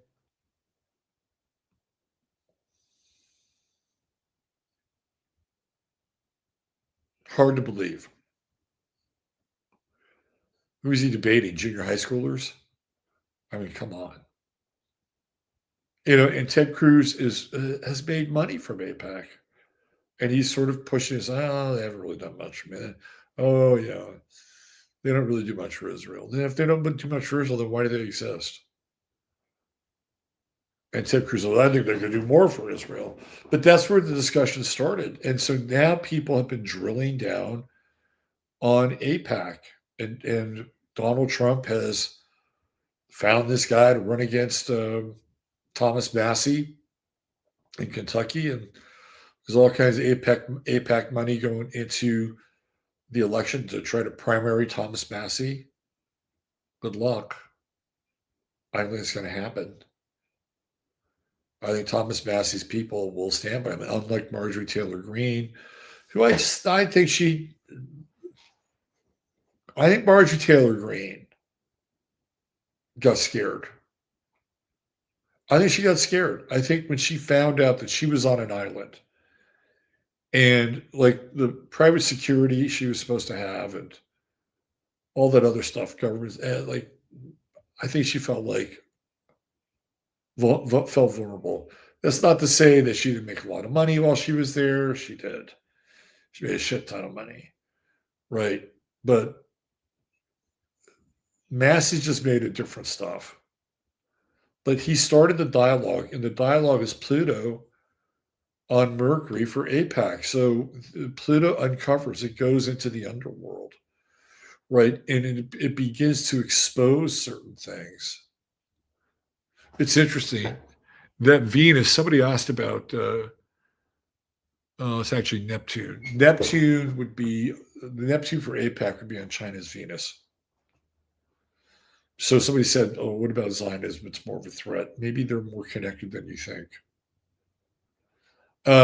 So Saturn is at 10 degrees. So that means in 2027, Pluto is going to start to conjunct APAC Saturn. And I think with also the square with Saturn Neptune, Pluto Neptune square, I think you could be witnessing the final years of APAC. That something or somebody or someone's going to come along and change the game. The game is going to be changed, and it may be everything on Capitol Hill. It may be what do they call it, K Street or whatever it's called. Something fundamental is going to change around this major lobby organization, and it's groups. It's another case of a group, and not just any group, a very, very significant group. So it's just a matter of time.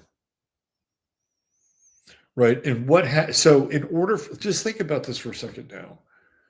In order for that to happen, that would mean that the effects, it's funny, like they have Mars in Leo, just like China has Mars in Leo too. Also, Israel has Mars in Leo. But to get to that point where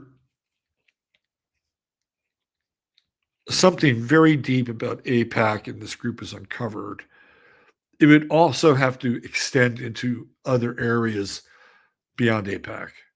It would literally you'd have to see the tentacles reaching out into other parts of the government or a government, and that government being this government. There'd have to be some sort of cookie crumb. It'd have to, there'd have to be a breadcrumbs, a trail of bread. Oh, look at this! Look at this! Look at this! And then all of a sudden, you're seeing corruption at the highest order. And the game works in that we send to Israel $3 billion a year every year, and it comes back through lobby money. And people, Ted Cruz refuted that. APAC refutes it. That's fine. They can. But that money has to go somewhere, right? So it comes back to this country and then starts to line the pockets of politicians who get APAC's money through super PACs and whatever other means they can to be reelected. But I'm telling you, it is coming to an end. It is on its way out.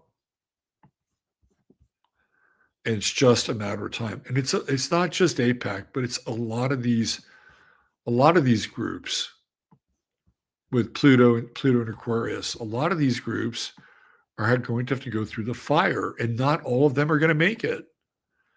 And there are going to be new groups that arise out of this that are going to be quite interesting. In fact, Jimmy Dore had this guy on that's created an anti-Zionist party. Hello. Like that's another part of Pluto and Aquarius. There's this guy that ran for president for the whatchamacallit, Libertarians a couple of years ago, last election. This is the chart of Isaiah Kennan, the guy who, again, I'm just using the sunrise time, but I find it interesting. He has Saturn in Aquarius, right? And you get this. It's like the crystallization, the hardcore crystallization and concretization of group consciousness. And he's willing to dabble with Pluto and money and other people's resources. This guy had some juice. He had Mars and Scorpio, trying his sun, trying the new moon. He's a Pisces. Pisces are good at getting things done without a whole lot of effort. They're very smooth. Pisces can be very smooth. If they kind of know who they are, they're committed. Pisces can really make you feel very at ease, very comfortable, and just massage the hell out of your position, right? Easy. But this guy's very determined. He's got Mars and Scorpio. So this is his chart. I just really thought it was interesting because I was looking, and you go back in time, like even these other iterations, and I think I have one of them here. I did a screenshot, and this is one of the kind of earlier iterations of, I think it was when it was ASPAC or something like that, right? This is like in October '54. There's this event that happens in Israel where the number is 66. I think it's called the Ujre massacre or something like that. And what's his name? Ariel Sharon massacred like 66 kids, Palestinian kids. And so they had to start kind of a public relations front for Israel. And this is like in the aftermath of that. And so this is right around the day that it starts. I couldn't find an exact day. But here you go, Mars and Aquarius. Right? This is the titular beginnings of APAC. What was the name of the event? Let me see if I can find that event.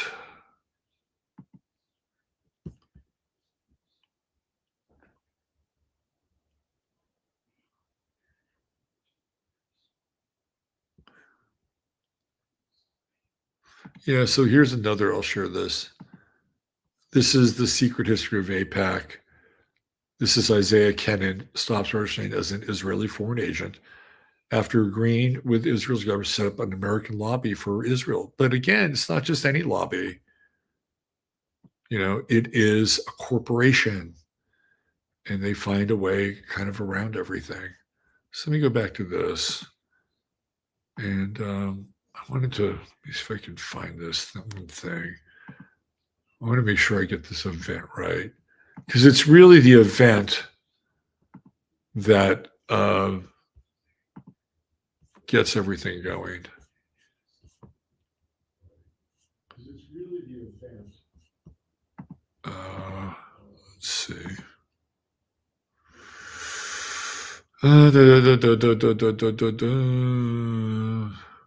Yeah, it's right here.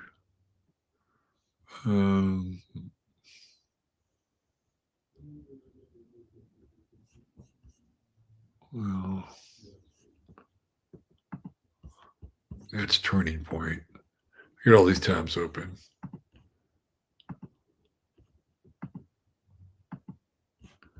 Let me do this.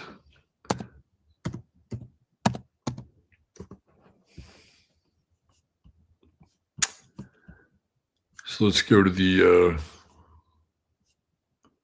It's a very, when you look at AIPAC, it's very, like I said, the iterations are very, very slippery. But once you find that date of incorporation, that's when you see where things get very, very serious. Okay, I'm just trying to find this event. Let's see.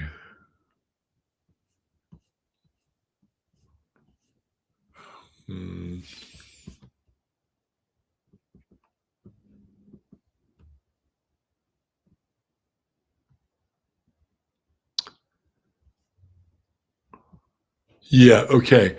It's called the Kibia Massacre. It's the Kibia Massacre. I'm going to share this. Okay, you got it right there. Also known as Operation Shoshana, an Israeli so-called reprisal operation that occurred in 1953 when the IDF's Unit 101, led by future Israeli Prime Minister Ariel Sharon, attacked the village of Kibia in the West Bank. 45 houses, a school, and a mosque were destroyed. Ariel Sharon wrote in his diary that Kibia was to be an example for everyone, that he ordered maximal killing and damage to property. Post-operational reports speak of breaking into houses and clearing them with grenades and shooting. So this is when they decide that they need to create a public relations firm, in essence, to handle this. And from everything, and again, some of these dates get really hard to follow. They're not very specific about the dates, but it seems like it's that October 1954 where they decide that they need to really shore up Israel's image. And again, this guy Keenan comes out of the public relations and to some extent advertising and copywriting world. He's there to paint a nice face for Israel and to paint a nice face for not just Israel, but the Zionist occupation of Israel. That's critical. He wasn't just some travel agent. Like he was there to make sure that the ideology was able to take root. So bringing it back to what we're talking about, I think they've got problems. I think AIPAC has problems. I think groups in general that have been created, astroturf, whatever you want to call them, I think they have that they're all under the heat of Pluto and Aquarius, and people are going to be rejecting traditional groups that have been around for years. People are going to reject them. That includes parties as well. That includes political parties. And people aren't just going to go just vote for Democrats because Trump has not lived up to his mandate, at least not so far. And it feels like everything is just one big sort of game to evade Epstein and avoid any mention of Epstein. Um,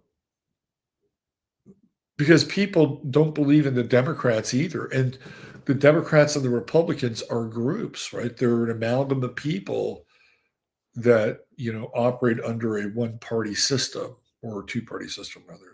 It should be a one-party system. Well, I'm just not so sure how many people have the appetite for that. Like maybe if you're a Democrat and you're frothing at the mouth and you can't stand Trump and you don't like what's going on with Gaza, maybe that's going to motivate you, get your butt out of your chair and vote and go knock on doors or whatever people do, right? But there's got to be some degree of fatigue around that. There has to be some degree of fatigue. And I just feel like people are going to become less enthused about the political situation. We kind of reached the max of that with Pluto and Capricorn. That's what we've reached the max with. It's like we've seen it. We've looked behind the curtain. It stinks. It's swampy. They're all fucking complicit. All of them. Republicans, Democrats, they're all circle jerking each other.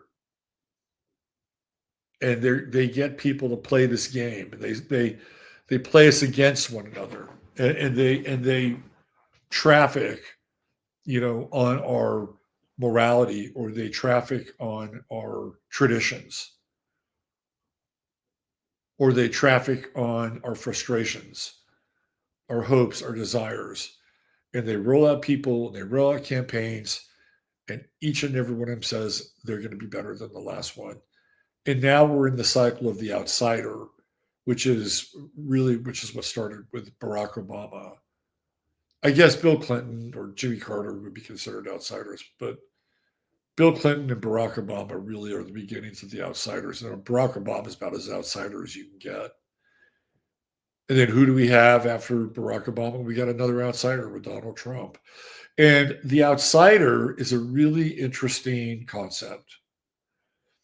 I did a show over on Rumble, which I recommend you watch it. It's on this documentary called Hollywoodism, and it's about how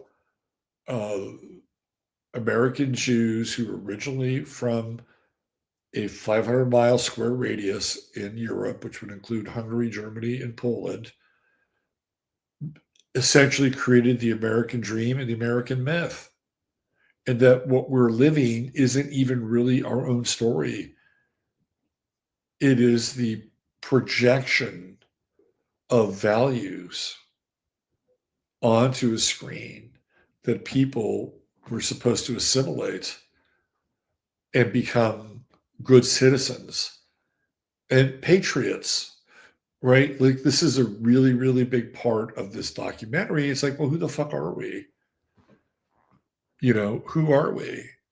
And one of the things that the movie gets into, which I'm going to cover on one of my shows this week, is this whole notion of the outsider, because those Jews who ran the studios in Hollywood they were all outsiders. They weren't allowed to go to certain colleges. They couldn't join country clubs, right? So they were outsiders. So they identified with outsider culture. They identified with the plight of the Black American. They identified with youth, and youth that was almost always on the verge of, having to really fight to come to age and to take on the older generation. They saw youth as being an iteration of their otherness or their outsiderness. And we can see that in presidential candidates. The presidential candidates have been cultivated as being outsiders now. Oh, we have to vote for the outsider. We have to vote for somebody who's not a swamp creature. Well, in actuality, they're just creations. That's all they are. Donald Trump is a creation. He's as much of an outsider as I don't know, Ted Cruz is. Ted Cruz ain't no outsider. I can tell you that right now. He's as much of an outsider as Chuck Schumer. Chuck Schumer, and there are things that Trump will say that can be rhetorically inflammatory. And every now and then he'll do something that a little heavy handed. He's not, he came on as an outsider, but he's not. And so we've been conditioned, right? We've been conditioned to think that the outsider is the one that provides the answers. They live outside of the norms of our society. They're the ones that can see into our corrupt world because they're outsiders and they are tainted. They're not playing by the same, rules the dog and pony show that, politically owned or corporate owned or lobby owned political figures have been for years. So that's what they sold us. They sold us that with Obama. They sold us that with Trump. I don't think the outsider is going to work in even if we have an election in 2028. I'm not sure if the outsider card is going to work. Maybe the outsider card was somebody who's like, just painfully conservative. And I mean, Trump's not painfully conservative at all. Are you kidding? Dancing to the YMCA? That's not fucking conservative. I'm sorry.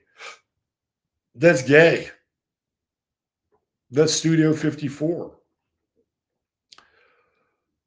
So the next one they'll trot out there will be probably straight and narrow. That'll be the new outsider. The straight and narrow one. I'm just trying to give you context, right? And Pluto and Aquarius is going to smoke it out, though. People are getting wise. They're getting hip to the game. No, we're not going to vote for this guy because he seems like an outsider.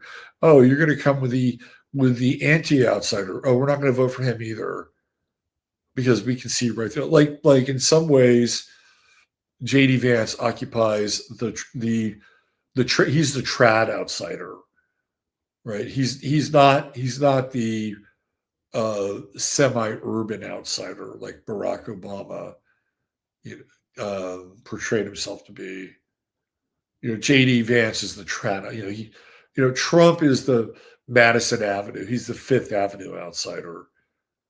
He's the page 6 outsider. Not JD Vance. He's the more trad, but he still has that kind of vibe. Well, look at me, hillbilly elegy and all that, right? So, but I just feel like people are getting hip to this, and I feel like elections are going to be harder and harder to pull off and manage. And people are crying about the midterms this and the midterms now, and it's like, does it really fucking matter? Does it really matter? Especially if you have this one organization who's backing both sides. Does it really matter? Until we get to the bottom of this, and we will get to the bottom of it before 2028, then it won't matter at all. We'll just be regurgitating the same choices, just wrapped under slightly different covers. Whichever one suits the zeitgeist of the times. They'll have the candidate ready to go. All right. I think that's about it. I'm going to skip the chart at the moment because that'll take us up to 10 o'clock, 11 o'clock for you people on the East Coast, and I know you need your beauty sleep. So I hope you got something out of tonight's show. You're probably not going to see some of this on other shows on astrology. You probably count the hands, count the fingers, count the astrologers on one hand who've looked at the APAC chart, who were able to find the incorporation of APAC. Not many. And at least you got that tonight. Plus, you got a pretty, I think, thorough look at China, sort of where we are. Pluto and Aquarius is going to be interesting. Self-assembling. That's when you know something's real, when it has the power to self-assemble. And that goes on with your own life as well. Look for self-assembly moments. Find people with vested interests, the same ones that you have, And those people may not always have the same beliefs. Do not let that be an impediment, because this is also a time where we find ourselves with strange bedfellows and alliances with others that normally we wouldn't give the time of day of. And that ultimately will make us strong. And at the end of the day, we're flushing out this political system in the political world, whether it's a technocracy, whether it's the singularity, or whether it's us finally coming into our spiritual maturity.